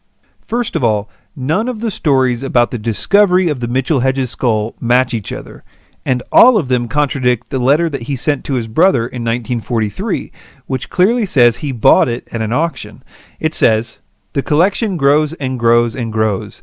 You possibly saw in the papers that I acquired that amazing crystal skull that was formerly in the Sidney Burney collection. It is fashioned from a single block of transparent rock crystal, exactly life-size. Scientists put the date at pre-1800 BC, and they estimate it took 5 generations, passing from father to son to complete. It is anthropologically perfect in every detail, a superb piece of craftsmanship. There is only one other in the world known like it, which is in the British Museum, and it is acknowledged to be not so fine as this." Many years later, when this letter surfaced, his adopted daughter Anna tried to explain the discrepancy between these stories this way on her website. Quote, "In 1943, Mitchell-Hedges got embroiled in another controversy that still rages in some quarters to this day. In times before burglar alarms, it was not unusual to leave valuable items with friends if one was going away for long periods of time. Mitchell-Hedges did this with a school friend, Sidney Burney, who had always shown an interest in the crystal skull. However, in 1943, Burney inexplicably put the crystal skull up for auction at Sotheby's in London. Mitchell-Hedges learned of this the day before and was so furious that for a while he was unable to speak. Unable to contact Burney, he arose the next day at 5 a.m. and traveled to London to retrieve his property. Sotheby's informed him that the vendor was Sidney Burney's son. When they refused to withdraw it from the sale, Mitchell-Hedges realized the easiest way of regaining his property was to purchase it back. This he did for £400. This doesn't make sense for a lot of reasons, let alone that according to her story, which we will get to in a minute, this would mean that he had the skull for 10 years and didn't mention it to anyone, until after he writes this letter to his brother a decade later, obviously implying that it was something that he just acquired for the first time. After Mitchell-Hedges died, the skull was left to Anna Mitchell-Hedges, his adopted daughter, and this is when things get really sketchy. Anna spent her entire life trying to sell the skull. She hired a guy named Frank Dorland, an art dealer, to promote the skull so that she could get it sold. Dorland had worked with her father when he was alive to sell another one of his objects, which also turned out to be a fake. She and Dorland signed an agreement in July of 1964 that he would promote the skull and that the price of its sale must be no less than $50,000. Dorland then got busy trying to make everything look really official, including coming up with a totally different story for the skull's discovery. After this agreement with Dorland in 1964 was the first time that Anna claimed that it was she, not her father, who found the skull, something that no one else seemed to mention the last 30 years.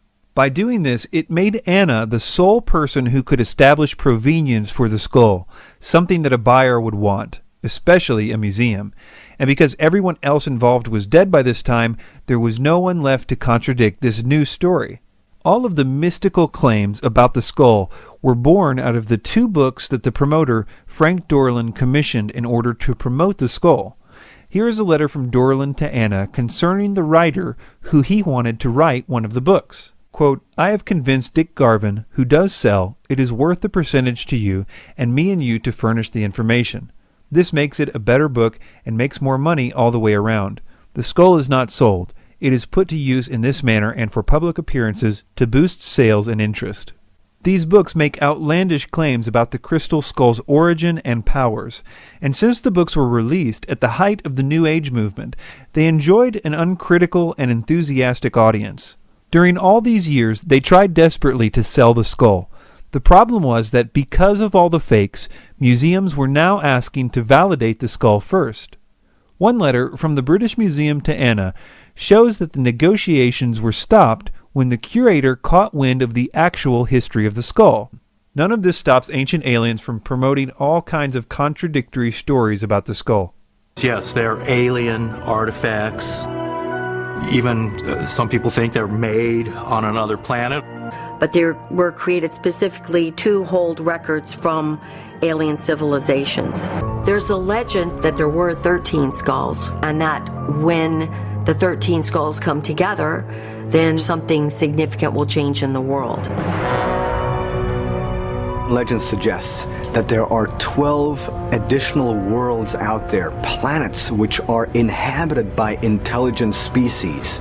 These 13 crystal skulls that allegedly exist on planet Earth were each brought here from one of those 12 planets, and the 13th skull is the one that apparently contains all of the information of all those 12 different worlds. And that's the legend of the crystal skulls. But, as ancient astronaut theorists maintain, why would visiting aliens have given the crystal skull to the Maya? The only problem is that no one can seem to find a record of this Mayan prophecy. The idea seems to trace back to one New Age author. Mayan scholars have never heard of this legend, and certainly not this one. A lot of natives and a lot of people working with crystal skulls say that the high quartz content skulls, and especially the quartz skulls themselves, is the highest frequency or energy or vibration possible on the physical plane.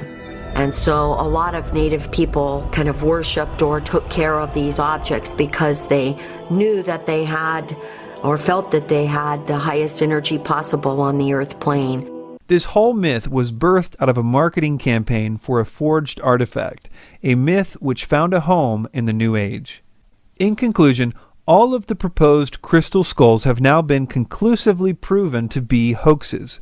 The last holdout, the Mitchell Hedges skull, was only still a candidate because it was not allowed to be examined until recently. Its history is full of greed and lies, and its genuineness could only be accepted by the most dedicated devotee given the facts we now know.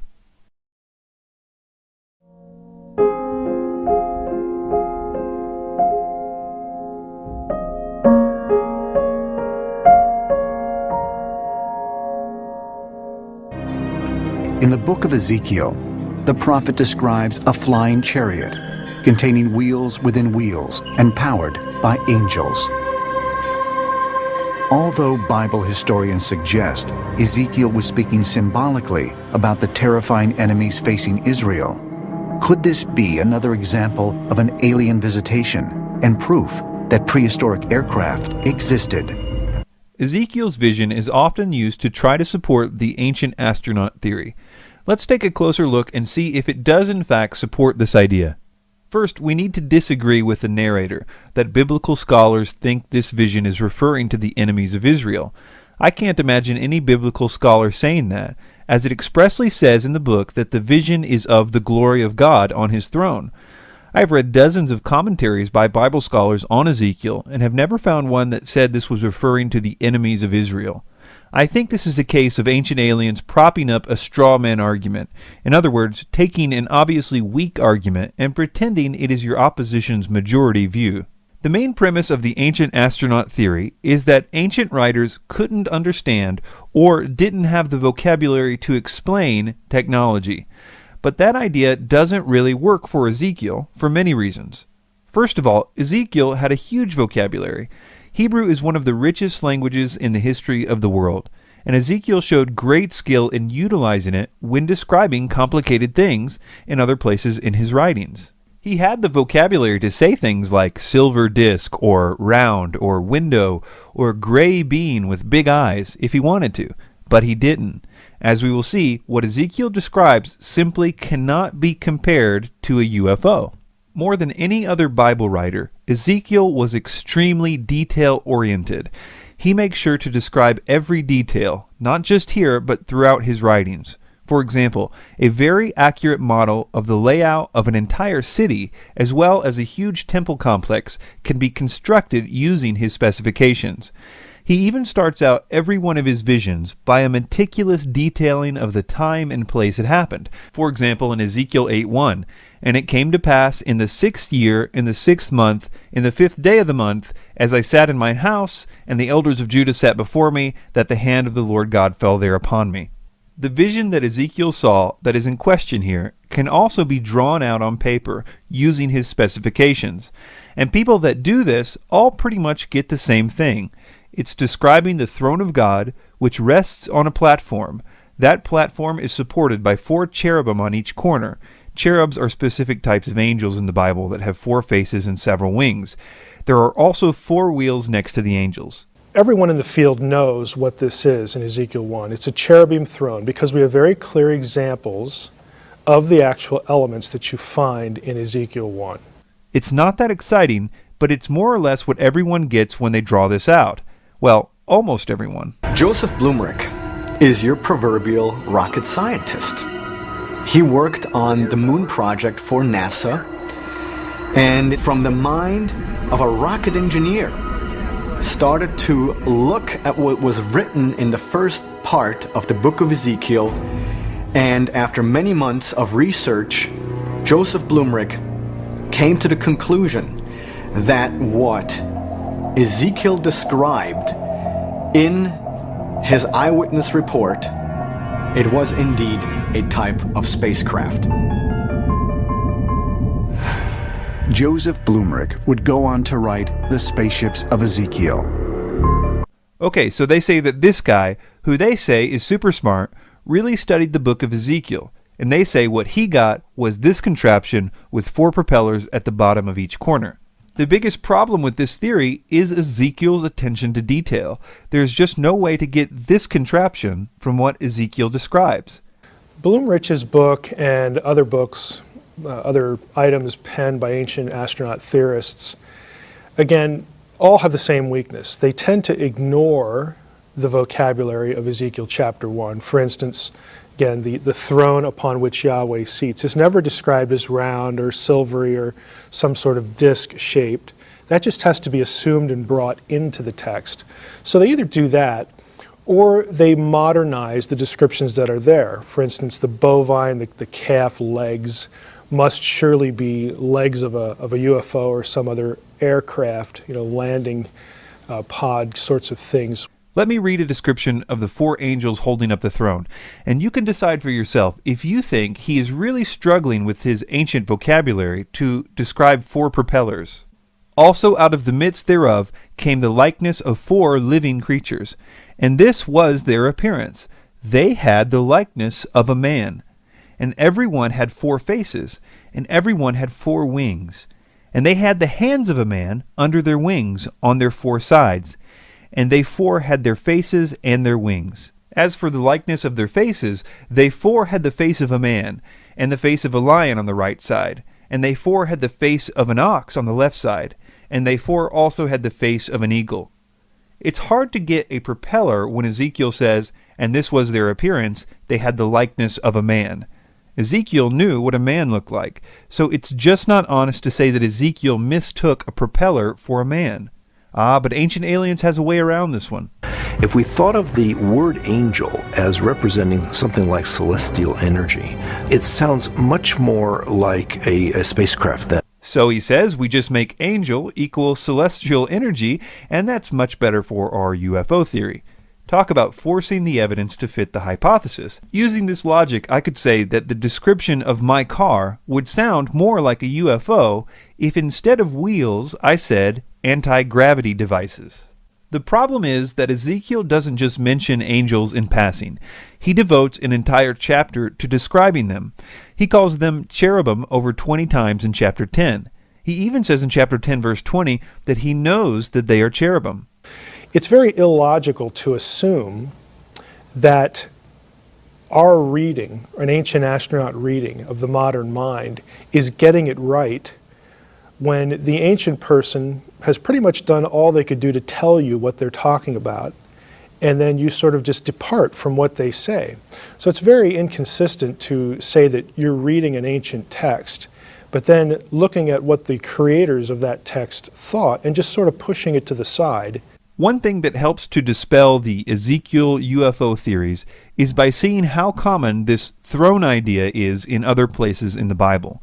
No one seems to think these other passages are talking about UFOs, but they're obviously talking about the same thing as Ezekiel. For example, in the book of Revelation, when John was taken up to heaven, and specifically to God's throne, this is how he describes it.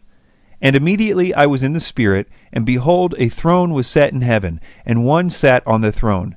And before the throne there was a sea of glass, like unto crystal, and in the midst of the throne, and round about the throne, were 4 beasts, full of eyes before and behind. And the first beast was like a lion, and the second beast like a calf, and the third beast had the face as a man, and the fourth beast was like a flying eagle. And the 4 beasts had each of them 6 wings about him, and they were full of eyes within, and they rest not day and night, saying, Holy, holy, holy, Lord God Almighty, which was and is to come. Daniel the prophet even mentions that the throne of God has wheels in Daniel 7:9. There are other places in the Hebrew Bible that describe God's throne. A lot of them don't have a great deal of detail. Isaiah 6 is sort of a familiar example where Isaiah appears before God's throne with the seraphim and other divine beings there. I think the best one for this particular issue, Ezekiel chapter 1, is found in Daniel 7. You have the Ancient of Days seated upon a throne, and it's called a throne. The word for throne actually appears in the passage. And the issue there is, since we know it's a throne because Daniel calls it a throne, it's really important to observe how the throne is described. It has wheels.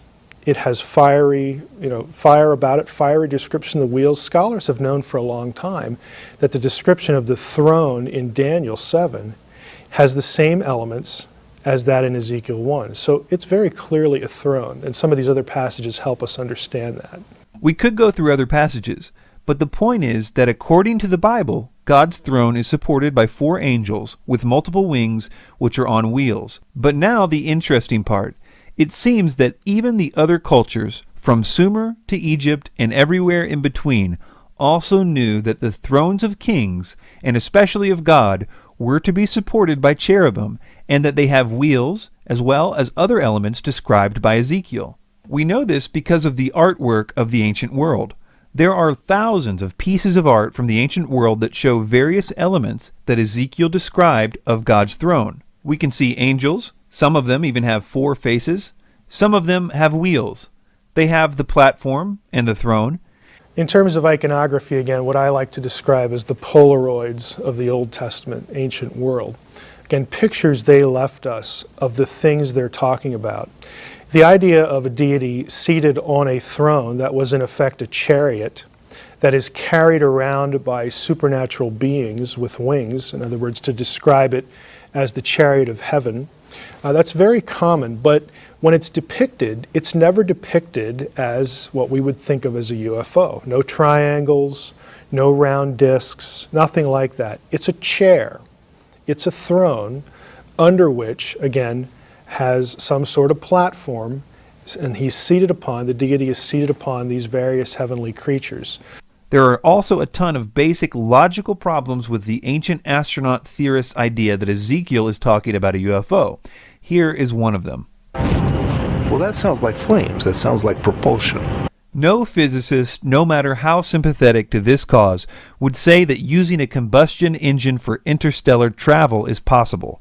Not to mention that this particular fire comes from coal on the altar, so that would make this a coal-powered interstellar spaceship.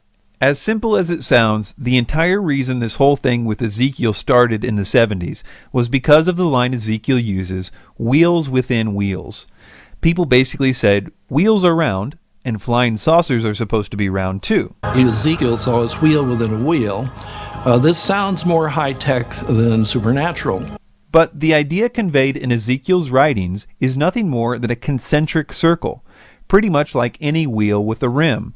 It's not exactly a high-tech idea. The only reason it's mentioned is because Ezekiel is such a detail-oriented writer. Daniel doesn't go into such detail when he describes the throne of God. He just says wheels. Besides that, there are 4 wheels that make up one unit. So if you're going to say a wheel within a wheel is a UFO, then you have to say that UFOs only come in sets of 4, because that is unambiguously what Ezekiel is describing. And these wheels are not horizontal, as if they were flying around. They are vertical, just like they should be if they were really wheels. So we see that this idea is refuted by number 1, the consistent biblical motifs using these elements to describe the throne of God. Number 2, the thousands of pieces of art from the ancient world that depict thrones as having the same elements that Ezekiel describes. And number 3, all the logical problems with the theory, such as it being a coal-powered combustion engine.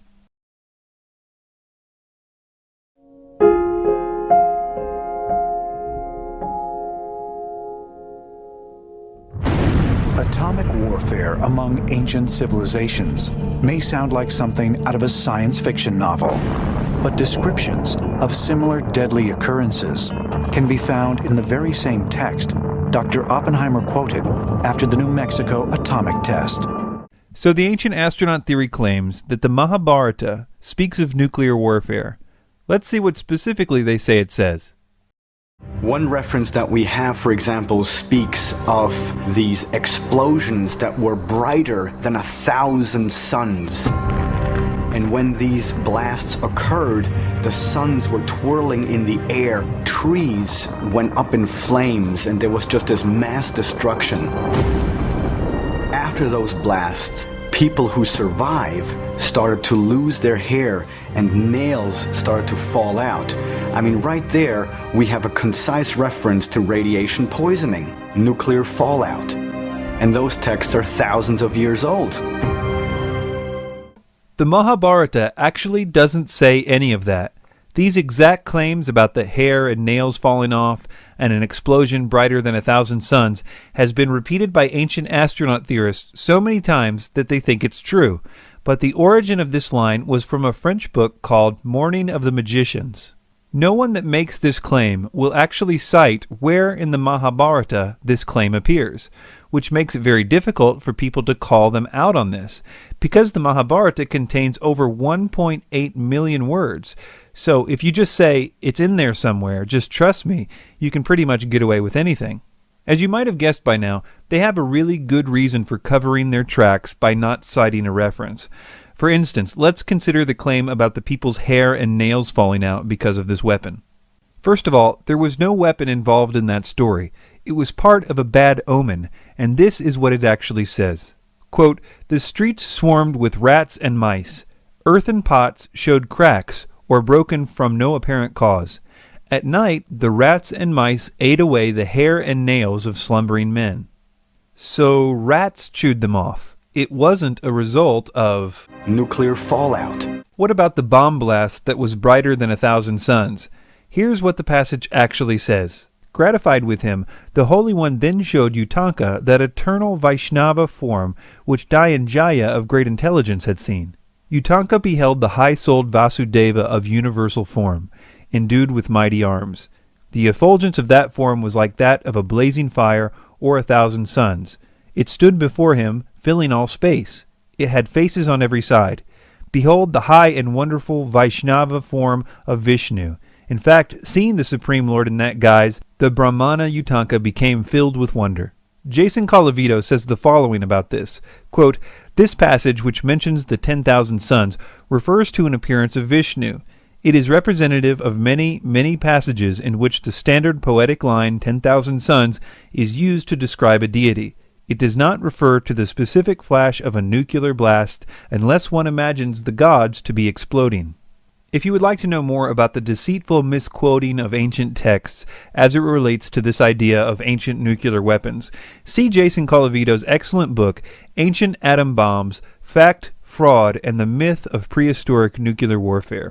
Let's move on to Ancient Aliens' next line of evidence for this point, which is all centered around an ancient city, now archaeological site called Mohenjo-Daro in Pakistan. Ancient Aliens claims that there was a nuclear bomb dropped there in the ancient past. They give several reasons to believe this. Skeletons were found lying face down in the street, many holding hands. Their faces and body positioning suggested they suffered a sudden, violent death. You have a culture of people who literally were lying dead in the street. Archaeologists have found human remains, and something big has happened to these people. Why is there evidence that wild animals avoided scavenging their remains?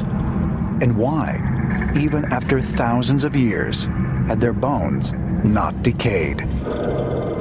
In certain areas of that site, you find increased levels of radiation. British researcher David Davenport claimed to have found a 50-yard-wide epicenter at Mohenjo-Daro, where everything appeared to have been fused through a transformative process known as vitrification. Vitrification is a process in which regular type stone gets molten into a magma state, and then it hardens again. But once the stone is hardened again, it feels like glass. At Mohenjo-Daro, we find evidence of vitrification, which could have only been achieved if the material was exposed to extreme heat by some type of a blast. Okay, so let's list these points. Number 1, skeletons, one set holding hands, which they say appear to have died at the same instant. Number 2, no evidence of scavengers. Number 3, remarkably well-preserved bones. Number 4, the presence of radiation at the site. And number 5, an epicenter where vitrification is present. That all sounds like a pretty convincing case for nuclear warfare at Mohenjo-Daro. Well, assuming any of that is true, and considering Ancient Aliens' track record, we had better investigate these claims. One of the first problems with this theory is the city itself. Its buildings are still intact, some of which are 15 feet high, and they're made out of mud, so you would think that a nuclear weapon whose main destructive power is in the force of its blast wave would be able to topple a few mud brick buildings. But moving on, what about these skeletons? Ancient Aliens makes it sound like a lot of skeletons were found, when in fact only 37 were found. And not only do these 37 bodies show no signs of dying suddenly, the date of their deaths varies sometimes as much as 1,000 years from one another. None of the archaeologists involved thought these skeletons suggested a sudden catastrophe. And to make matters worse for Ancient Aliens, all of the bodies were buried. The idea that these bodies were laying around in the streets isn't true. In fact, almost everything that Ancient Aliens said about this is completely untrue. The fact that they didn't die in the same instant, and the fact that they were buried in the normal way, explains why there was no signs of scavengers. Well, what about the remarkably well-preserved bones? This can be chalked up to Mohenjo-Daro being literally one of the hottest places on Earth, with temperatures reaching 128 degrees. And because it's also really dry, it's the perfect climate for preservation. In fact, this is also probably the reason why the mud brick buildings are still standing as well. The problem with the claims about there being radiation at Mohenjo-Daro is that we don't know where this claim came from.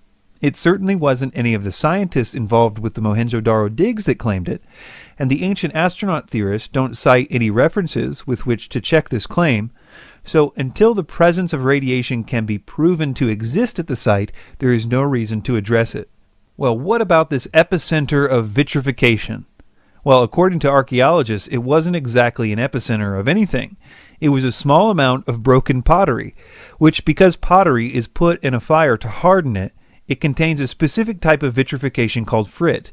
They threw in the word epicenter to make it seem more legitimate, but there is no epicenter of anything except pottery at this site. But this brings up an important point. Mohenjo-Daro is not the only site that ancient astronaut theorists claim vitrification exists as a result of ancient atom bombs. So it would be instructive for us to look at sand vitrification and its different causes in order to address those claims. For example, there is fulgurite, which is sand fused by a lightning bolt. There is tektite, which is sand fused by the compressed force of a meteorite. There is frit, which is partially fused sand and other chemicals in the presence of heated pottery. That's what was found at Mohenjo-Daro. Finally, there is trinitite, which is vitrified sand caused by a nuclear explosion. So we first saw that the Mahabharata did not claim anything like what ancient aliens said it did. We saw that the bodies at Mohenjo-Daro were not killed in a sudden disaster. In fact, they died 1,000 years apart in some cases and were clearly buried. The cases of radiation are a non-factor. The vitrification was caused by pottery, and we noted that if it was a nuclear explosion, it didn't even knock down the mud brick houses which are still standing at the site.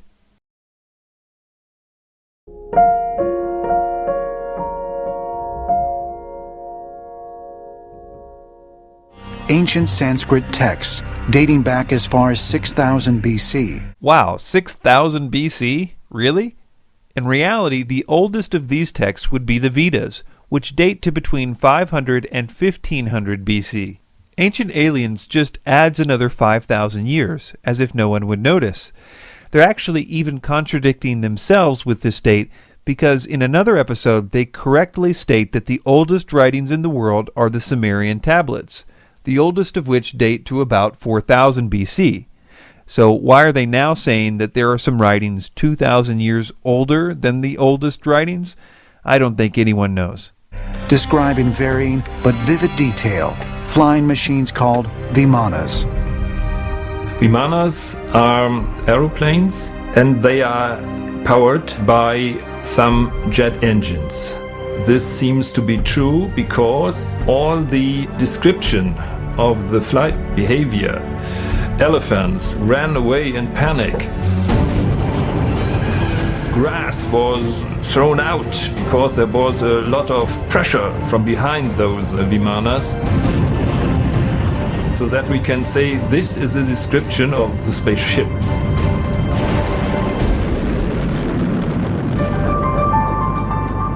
The word vimana literally means having been measured out, and it was related to the king's palaces, and was referring to their intricate construction. Later on, as a result, the word became synonymous with palaces in general, and because of that, it was used to refer to the palaces of the gods as well. And yes, these palaces of the gods were in the heavens, and they could fly.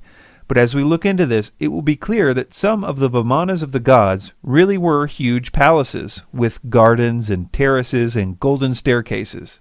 Then, because the palaces of the gods flew, the word gradually became used for anything that could fly, either in mythology or in reality. So understanding the palace concept in the development of the word vimana is helpful in understanding what we will be looking at. But before we look into the real descriptions of vimanas in the Vedic texts, we must first examine a fake text, because almost everything that Ancient Aliens says about vimanas comes from a totally bogus text called the Vimanaka Shastra. Although mainstream historians believe the Vimana texts are myths, many of the documents contain passages that seem to describe modern machinery and technology. The Vimanika Shastra goes into metals that are used in these craft. It talks about electricity and power sources. It talks about the pilots and the clothing they have to wear. It talks about the food that they eat. It talks even about the weapons that are kept on these airships. The flight manuals of the Vimanas are quite similar to the flight manuals you find in the modern passenger flight business, or when you go to the military jet engines. Of course, they have also flight manuals because it's necessary for a pilot to get knowledge about his plane he wanted to fly with. The Vimanika Shastra is not an actual ancient text. It was channeled or dictated to the author from the spirit world in 1918. The spirit who supposedly dictated the text claimed to be an ancient seer named Bharadvata, who is prominent in some ancient writings, so I guess that's what's supposed to give this text credibility.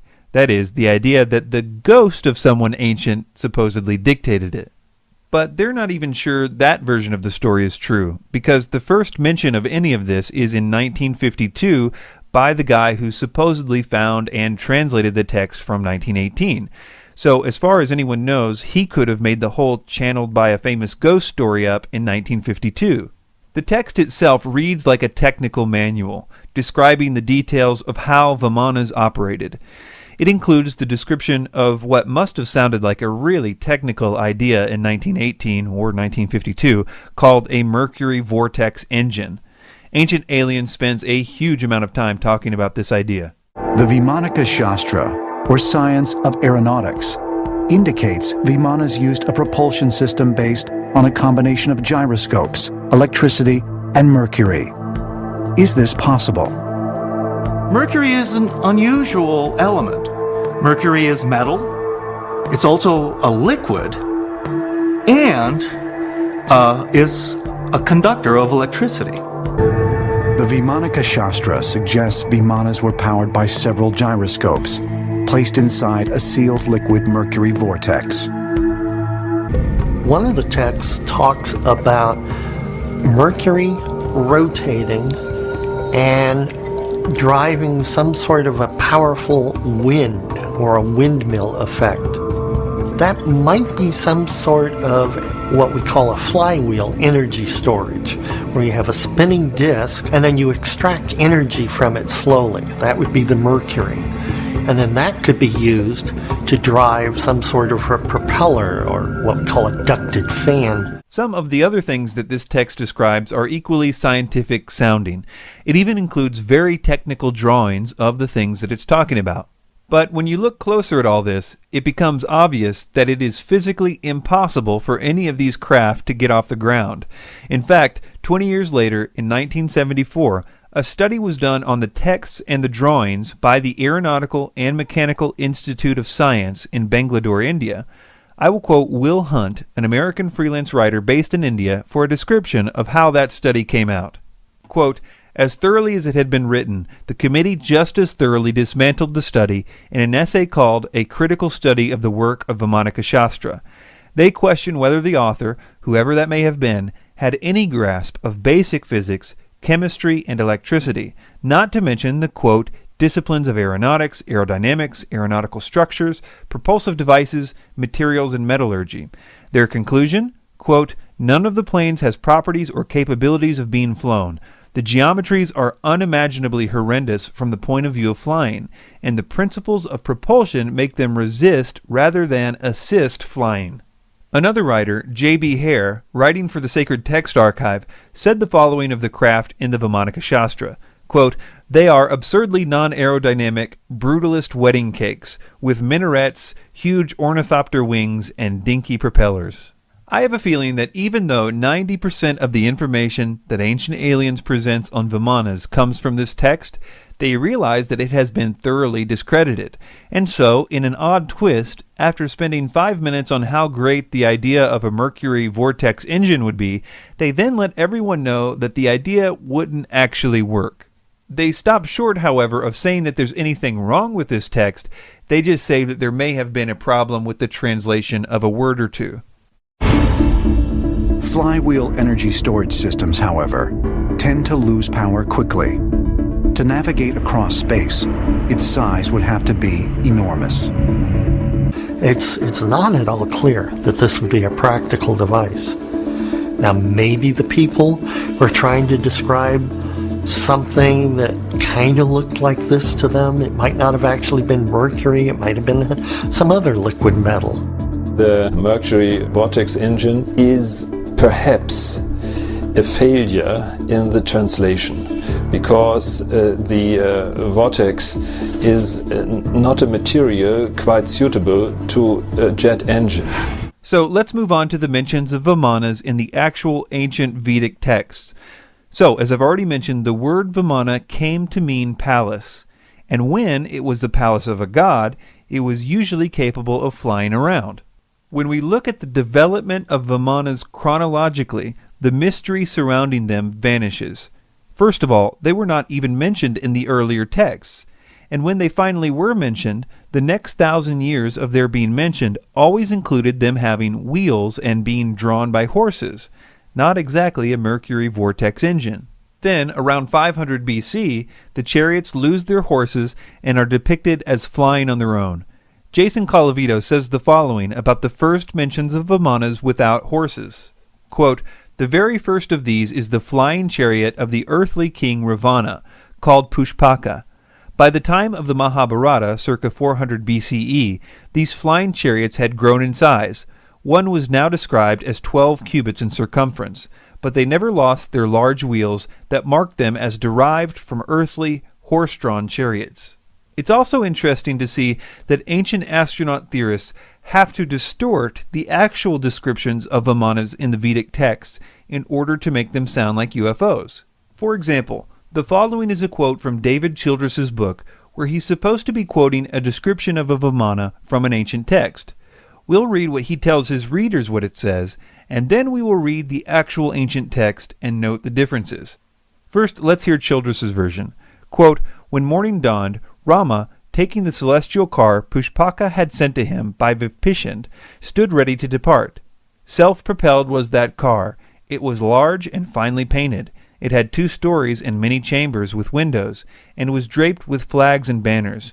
It gave forth a melodious sound as it coursed along its airy way." And now, here's what the actual Ramayana says. Quote, "And the mighty monkey ascended the splendid car Pushpaka, containing figures of wolves, made of Kartswara and Hiranya, graced with ranges of goodly pillars, as if blazing in splendor throughout, garnished with narrow secret rooms and saloons, piercing the heavens and resembling Miru or Mandara, and like unto the flaming sun, skillfully reared by Vikwakarma, with golden staircases and graceful and grand raised seats, rows of golden and crystal windows, and daises composed of sapphires, emeralds, and other superb gems, embellished with noble vidrumas, costly stones, and round pearls, and also with plastered terraces, pasted with red sandal, like unto gold, and furnished with a sacred aroma, and resembling the sun new risen." Colavito says of this, quote, "Elsewhere it is described as being filled with fruit trees, and sometimes is drawn by geese. Do you know many UFOs with plastered terraces and red paint?" In summary, most of what Ancient Aliens uses on this point is from a bogus 20th century channeled text, which they dishonestly present as an ancient text. And even the real descriptions of Vimanas get some tweaking by them in order to make it sound like a UFO. The development of the idea of Vimanas in Hindu mythology can be traced easily, and it loses all of its intrigue for the ancient astronaut theorists when you do that.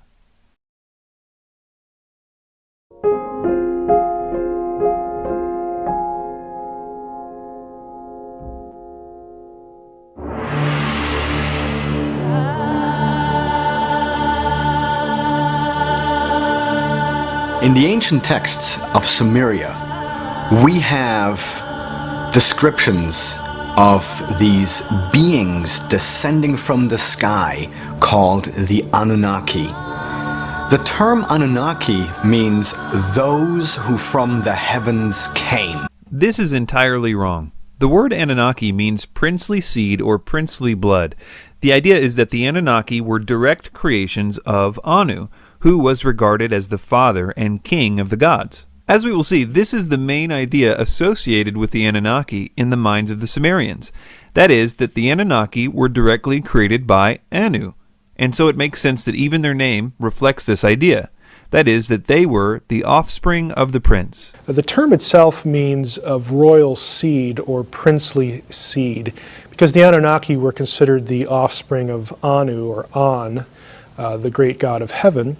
And also we have, again, Anunnaki, They were also the offspring of An and his consort Ki, the heaven and earth. This divine coupling, the way the Mesopotamians conceived their pantheon. So if the term Anunnaki means princely seed or offspring of the prince, how is it that Ancient Aliens says that the word Anunnaki means those who from heaven to earth came? The short answer is that everything that Ancient Aliens says here about the Anunnaki comes from a man named Zecharia Sitchin.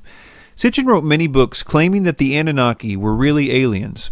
Unfortunately, at the time that he wrote this, in the 70s, there weren't many ways for ordinary people to see if what he was saying was true or not. To put it simply, Sitchin's translation of the word Anunnaki is wrong.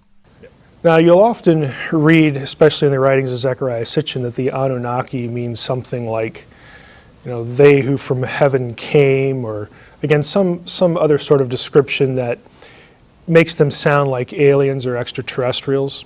There isn't a source on the planet by any Sumerian scholar that would agree with that definition. Again, it's not a difficult term. I personally don't think that Sitchin knew Sumerian at all, because if you're going to get even a term associated with a very important group of deities, if you're not going to get that right, then I have to wonder what else you're going to get wrong.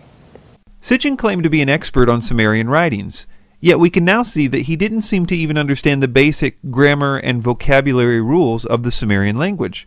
Several real scholars challenged him on his translations and on his lack of any academic credentials in the field, pointing out that there is no record of Sitchin having anything but a journalism degree. One such scholar is Dr. Michael Heiser. To this day, I haven't been able to find, nor have other people whom I've asked to help, people who like Sitchin, I've never been able to find any actual credentials of him knowing any of the languages or being credentialed in any way in ancient Near Eastern studies. As we progress and look into some of the specifics of Sitchin's views, articulated here by Ancient Aliens, I think you will see that determining the truth about this difficult subject is not out of the hands of the common person. It says, word for word, that these beings descended in flying vehicles from the sky. This is a preposterous statement. I challenge anyone to produce this word-for-word text. You can do a search online and literally see all the references to the word Anunnaki in the Sumerian texts. The only time it refers to anything even close to this is when it talks about the Anunnaki being direct creations of Anu in heaven. A few examples of this would be the Anuna, the gods whom An conceived in the sky, or the Anuna whom An in the sky conceived. These texts emphasize the point that the main Sumerian concept regarding the Anunnaki was that they were directly created by An. That's what's being said here. The idea that the texts say that they descended out of flying vehicles is pure fiction, and that's the nicest way that I can think of to say that. What Ancient Aliens does here is they show pictures of the winged solar disk as they talk about the Anunnaki. And I guess they expect the audience to think that these texts speak of these disks like spacecraft in the Sumerian stories, when in fact the solar disks seen in the iconography are not associated with the Anunnaki at all, but rather with the sun and or the sun god. This is probably why Tsoukalos says the following. And they were always described or depicted in floating above some quote-unquote regular people. Since the Anunnaki are never depicted floating above people's heads, we can see that they want people to believe that the solar disk icon equals the Anunnaki spacecraft. This is wrong for several reasons. Number one, the solar disks in the Sumerian culture really did represent the sun, or the sun god. The sun traveling across the sky every day was seen to have been facilitated by wings on the sun. You need to know that there is nothing in these descriptions of the sun in the Sumerian texts that would suggest that they were really talking about a UFO. As boring as it may be, they were really talking about the sun. One way to demonstrate this is found in the Epic of Gilgamesh. Gilgamesh worships Shamash, the sun god, in order to get favor for part of his journey. And he does this by facing east in the morning, that is, in the direction of the rising sun. The idea that Ancient Aliens proposes here, that the Anunnaki actually came out of the solar disks, or that they were pictured riding in them, is just a lie. There's no way around it. We can find not only descriptions of the Anunnaki, but also depictions. And we can see them in statues, in carvings. So it's all very interesting to see that those beings looked like modern day space travelers with weird suits. Some of them wore wristwatches, they had boots on and helmets, and above all, wings. All throughout the Ancient Alien series, they show these pictures of Akkadian winged genies and refer to them as Anunnaki. But funnily enough, winged genies aren't Anunnaki. In fact, these reliefs aren't even Sumerian, they're Akkadian. But hey, while we're here, we might as well explain what's going on in these images, even though they have absolutely nothing to do with the Anunnaki. The belief was that certain aspects of nature were controlled by these winged genies. Most notably, they were responsible for the fertilization of the crops. They were often depicted with a bucket of pollen or water in one hand and a group of male flowers or a pine cone in the other hand. They often are depicted as fertilizing a date tree, which was a symbol of fruitfulness. Sometimes they would be depicted as being pointed at the king, which because of the accompanying inscriptions, we know means that the king was seen to be a type of intermediary between the gods and responsible for the fruitfulness of the land and the people. One way to demonstrate this is by explaining what Ancient Aliens calls a wristwatch. First, you should take note that if this is a watch, then these genies were serious about timekeeping, because they wore one of these on both wrists and often on a headband as well. This watch is actually an Akkadian symbol for Ishtar, the goddess of fertility. You can see the same rosette on the famous Ishtar Gate in Babylon. The fertility of the land was associated with, as you might expect, the goddess of fertility, and these beings are depicted as acting on behalf of Ishtar as they fertilize this date tree. This also probably explains the wings, considering that the natural and visible way that a flower is pollinated is through bees and birds. Therefore, it's not so hard to see that they were depicting their spiritual agents of pollination with wings as well. Zecharia Sitchin has essentially suggested that the reason why we were visited in the remote past is because the ancient astronauts' home planet needed gold for their atmosphere, and that their gold content in the atmosphere was depleting. So they came to Earth in order to mine gold and bring it back to their home planet. This idea about aliens coming to mine gold for their atmosphere in the ancient past is widely repeated by ancient astronaut theorists. In fact, it's become something of a foundational idea in the movement. This idea traces directly back to Zecharia Sitchin and has absolutely nothing to do with Sumerian texts. It's interesting to note that Sitchin doesn't even give a place in the Sumerian texts to justify this notion that they needed gold for their atmosphere. He says the following in his book, The Wars of Gods and Men. The metal, with its unique properties, was needed back home for a vital need. As best as we can make out, this vital need could have been for suspending the gold particles in Nibiru's waning atmosphere and thus shield it from critical dissipation. So he says, as best as we can make out. Well, who is we, and what text would even hint at that idea? Sitchin never says. He simply creates this idea of gold particles being needed in a planet's atmosphere out of nowhere. Nowadays, you can do a word search for the uses of the word gold in the Sumerian texts. We can read every mention of this word. Not only are the mentions of the word gold relatively few in the Sumerian texts, there is nothing to indicate anything but the most ordinary uses for gold. In fact, it's a surprisingly boring study. Thanks to the meticulous cataloging of the Sumerian texts over the last few decades and the advent of the internet, we no longer have to take people like Sitchin's word for it. There are some databases online that allow you to search through Sumerian texts. And I have a video on my website, www.sitchiniswrong.com. If you go there and you click on the Anunnaki tab, I will show you how to search through something called the Electronic Text Corpus of Sumerian Literature. I'll show you how you can search for all the occurrences of the word Anunnaki and then click through to English translations of all those occurrences. You can find this material, and I would encourage you to do so because you can check up on Zecharia Sitchin, you can check up on me. When I claim that there are no texts, there are no tablets that have, for instance, the Anunnaki on Nibiru or associated with Nibiru, that Nibiru isn't a planet beyond Pluto. When I say those things, how easy would it be to prove me wrong if you knew how to search for those terms? It'd be real easy. And I encourage you to check up on me, check up on everybody else, and do the work. You can access this material and know who's telling you the truth. We can finally see for ourselves why the Sumerian scholars have been so critical of Sitchin, not because they're too close-minded or anything like that, but rather because Sitchin really doesn't seem to know what he's talking about. Let me give you an example of how Sitchin comes up with his, quote, amazing translations. Let's take this idea that the Sumerian texts speak of mining gold. Now, since the Sumerian texts do not speak of mining gold in any way, Sitchin has to construct this idea out of thin air. This is how he did it. I'll read from his first book, The 12th Planet. Quote, some Mesopotamian hymns to Ea exalt him as Bel-Nimeki, translated Lord of Wisdom. But the correct translation should undoubtedly be Lord of Mining. In classic Sitchin style, he never gives any reason that the, quote, correct translation should undoubtedly be Lord of Mining. He just says it should be and leaves it at that.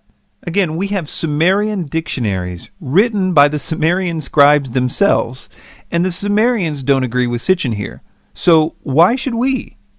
I think one way to demonstrate how bad of a translation this is to read a little about Ea or Enki's wisdom in context, and let you see if it makes sense to you as meaning wisdom, or if it really means mining. This is an example from a Sumerian text called Enuma Elish. It says, he who understands all, the wise one, the great one, Ea, who knows all that is, perceived the plot, he countered it with a powerful spell. Not only does it describe his wisdom further here by saying, quote, he who understands all, but it also says that because of this wisdom, he was able to perceive the plot before it happened and counter it. None of what we just read makes sense if wisdom really means mining. Here's another one from the same epic. Ea, who knows all things, knew he could not defeat Kingu and the hosts of Tiamat. Here again we see a contextual definition of Ea's knowledge. He knows all again. We see that his knowledge helped him understand that he could not defeat Kingu. These are not isolated descriptions of this knowledge. Ea is the god of wisdom for a reason. Nothing said about him makes sense if his knowledge means mining, or even knowledge about mining. All the stories about him highlight his great understanding, and conversely, there isn't even a hint that he cares a lick about digging for gold or anything else. It's just not there. It requires an ignorance of the Sumerian texts in order to be believed. Let's move on to another claim about the Anunnaki. Virtually every story that's in Genesis, the flood story, Adam and Eve story, they all have precedence with the ancient Sumerians. The story that came down to the Sumerians is that the Anunnaki were mining gold on the earth. And the run-of-the-mill workers complained, said this is really hard work and we're tired. We don't want to do this anymore. And so they had a big council. They decided to create a primitive worker called an Adamo. The Anunnaki created humans as a slave species. The first thing to be aware of here is that in the epic of creation that they're referring to here, the gods weren't mining gold. The work that the gods were doing is creating the world. Kind of what you would expect from a creation epic. It even specifically states that they were making mountains and rivers, such as the Tigris and Euphrates. The gods here were tired of creating the earth, not gold mining. The epic goes on to describe the following events.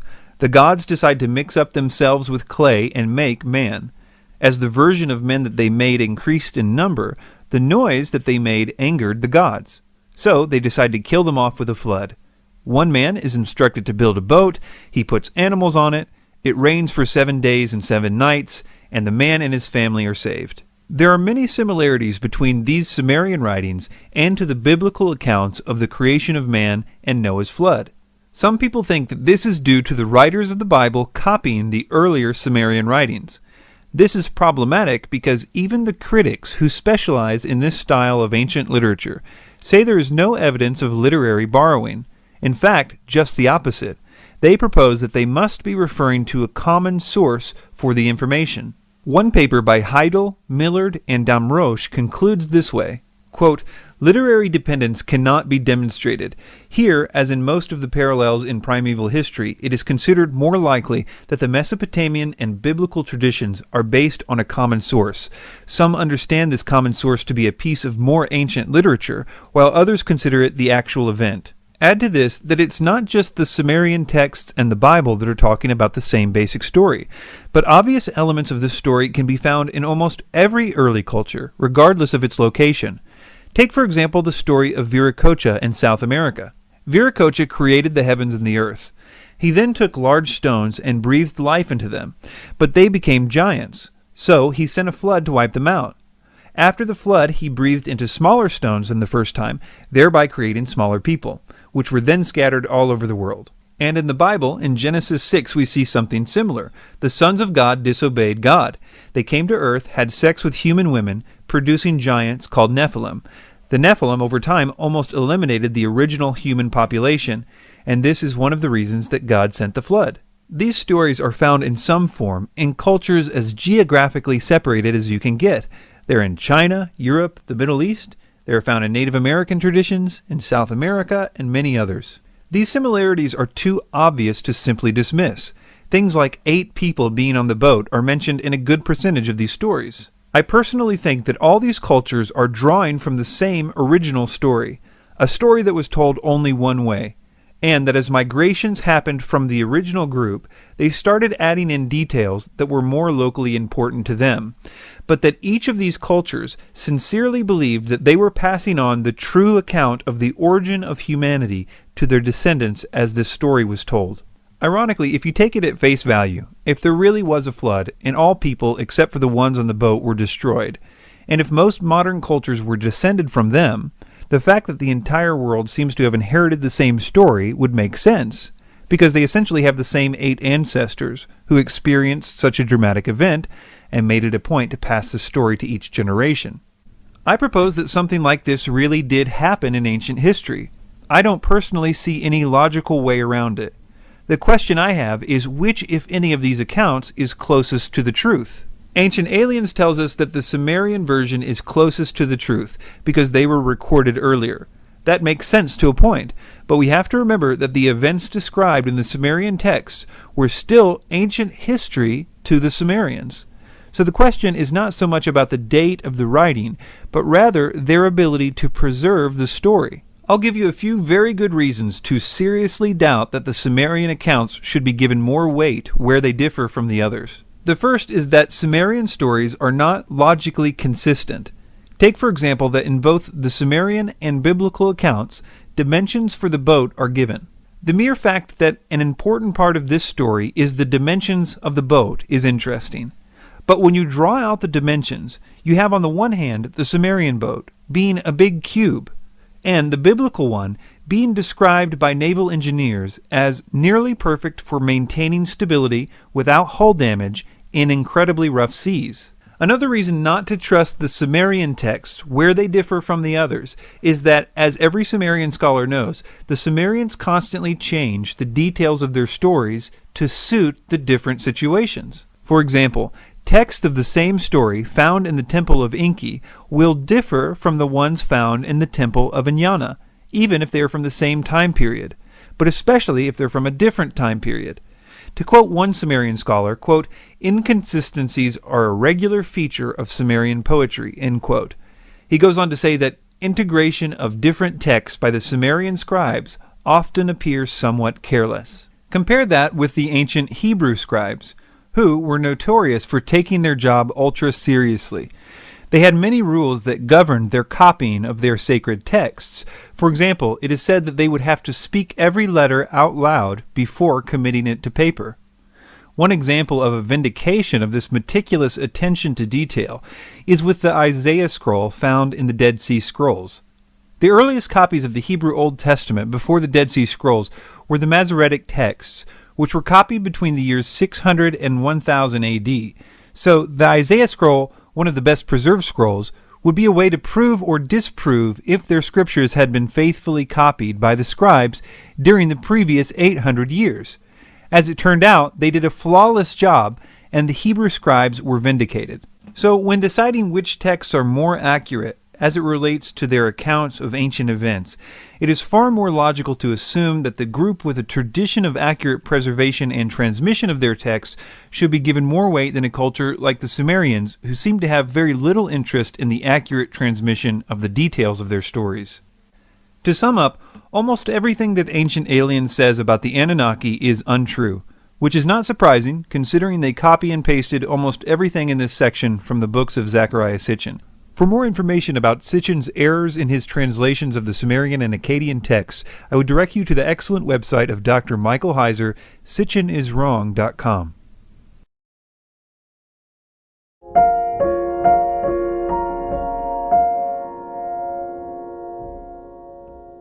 Ancient myths are full of stories of gods descending to Earth to mate with humans.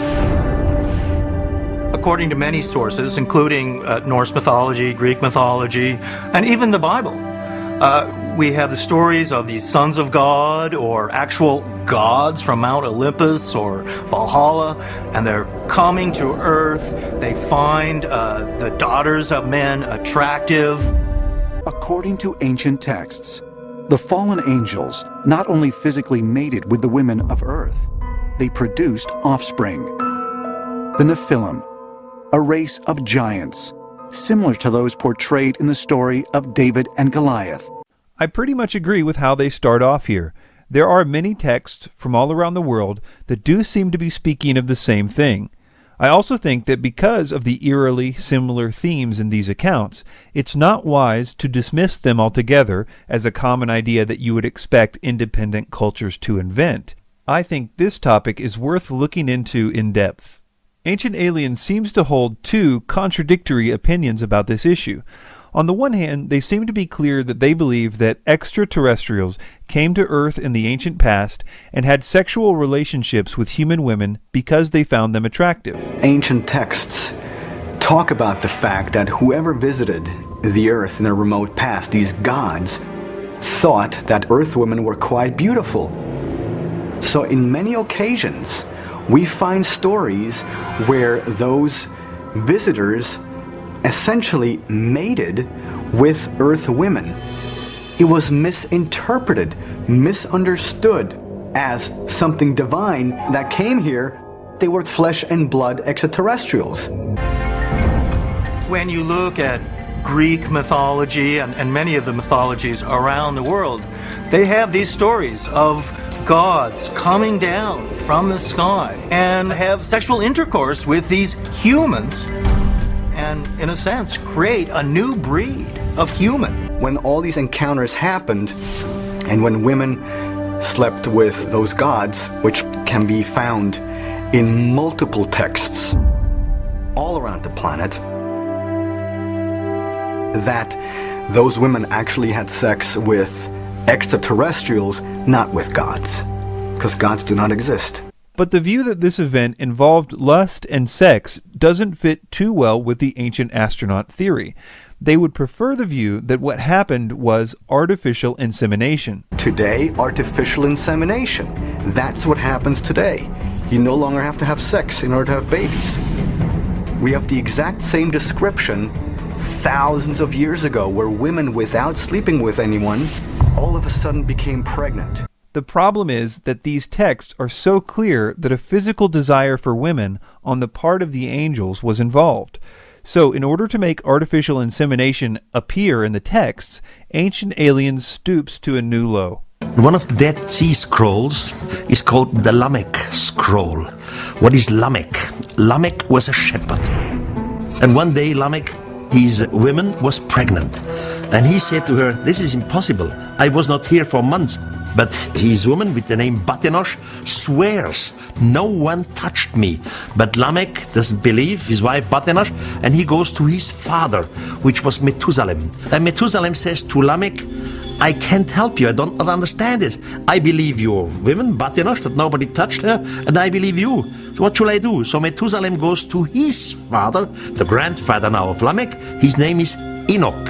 Now Enoch tells to Methusalem that the guardians of the sky have made an artificial insemination into the womb of Batenosh, the wife, and he should accept this child because this child would be the father of a new human generation. And in the Bible, this is Noah. They literally lie here. I suppose that von Daniken is banking on the fact that not many people know about the text that he is quoting from, and so they probably won't check his facts. So I guess he feels like he can just straight up lie to people about what it says. Let me break down some of the deceptions in this clip. And one day Lamech, his woman, was pregnant. And he said to her, "This is impossible. I was not here for months." The first big lie here is the idea that the reason Lamech doubted that Noah was his son was because he wasn't there for months, when the text clearly explains that the reason he doubted whether Noah was his son was because of the way Noah looked. Von Daniken just inserts, "I was not here for months," I guess to make it seem like it couldn't possibly be Lamech's son, which is very deceptive, especially considering that in the text, Bathanash, his wife, actually reminds Lamech of the day they conceived the child. And if you think that's deceptive on the part of von Daniken, you haven't seen anything yet. Now Enoch tells to Methuselah that the guardians of the sky have made an artificial insemination into the womb of Batenosh, the wife. This is unbelievable. In the text, Enoch actually says the opposite. Enoch clearly confirms that Noah is the genuine son of Lamech. So not only is von Daniken bold-faced lying here about what Enoch says about Noah in the text, he is inserting the idea of artificial insemination out of nowhere on top of this lie. So you can see that one of the main founders of the ancient astronaut theory has absolutely no problem lying in order to make the crucial link that they need between the Nephilim and artificial insemination in ancient texts. Although I sympathize with the ancient astronaut theorists in that I think that the consistent details in the ancient texts about the Nephilim lead us to the conclusion that something weird really did happen in the ancient past, I don't think that the evidence points to it being extraterrestrials from another planet. Well, the whole Nephilim passage, Genesis 6 verses 1 through 4, is admittedly weird. It's one of those go-to weird passages in the Bible that seems to come up, especially among people who would really resist or not have a supernatural worldview. But as weird as it is, the key there is a supernatural worldview. If we believe that there are intelligent beings outside our own created world, our own material world, if we believe in this thing we call the supernatural, and if you have a supernatural entity, why would you limit a supernatural entity from doing that? Again, on what basis would you have for limiting that property? If you're going to allow for that, then this idea of being able to mingle with human flesh on some level or in some way proceeds from those assumptions. I think that we've already seen that they are being deceptive with the evidence that they present, but I also think that they are being deceptive with the evidence they are not presenting. For example, in many ancient texts, from the ancient Near East to the ancient Americas, this hybrid or Nephilim event is spoken of in conjunction with a great flood. These stories, with slight variations, describe the flood coming because the hybridization was against the Creator's will. Hey, there's flood stories in all these other ancient cultures, and look at that, so it must be, again, some collective memory and whatnot. And that's legitimate, but the problem is a lot of those same sources, those same apologists will conveniently, for one reason or the other, forget to include a lot of the other details that come along with those comparative flood stories. And one of those would be things like cohabitation or some sort of interaction between the divine world and the human world that results in or produces, kind of strange offspring like the Nephilim. It's complex and pretty strange, but it's consistent, and it is a story that many diverse cultures have passed down to their descendants. They really believed that this unnatural union produced giants. But again, because the consistent stories of the ancient cultures conflict with the ancient astronaut theory, they literally just throw out the evidence. Were they giants? Or is that the wrong word and the correct word should be extraterrestrial? But the word Nephilim really does mean giants. and the context of the various stories clearly reinforce this idea. Their height is often described, or the dimensions of their weapons are given, things like that. The term Nephilim really most accurately means giants. This is the way ancient translators themselves understood it, translators of the Septuagint and Aramaic translations of the Hebrew Bible. It gets pretty complicated to explain why that's the case.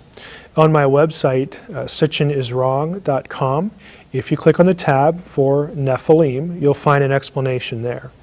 Part of the main problem, in my opinion here, is the differences in the definition of the word angel according to the ancient texts versus the definition according to modern pop culture. If you wanted to determine what an angel was using the Bible or other Near East text alone, you would conclude that they have fully functional bodies, that they can have meals with people, they grab hold of people, they are often mistaken as humans.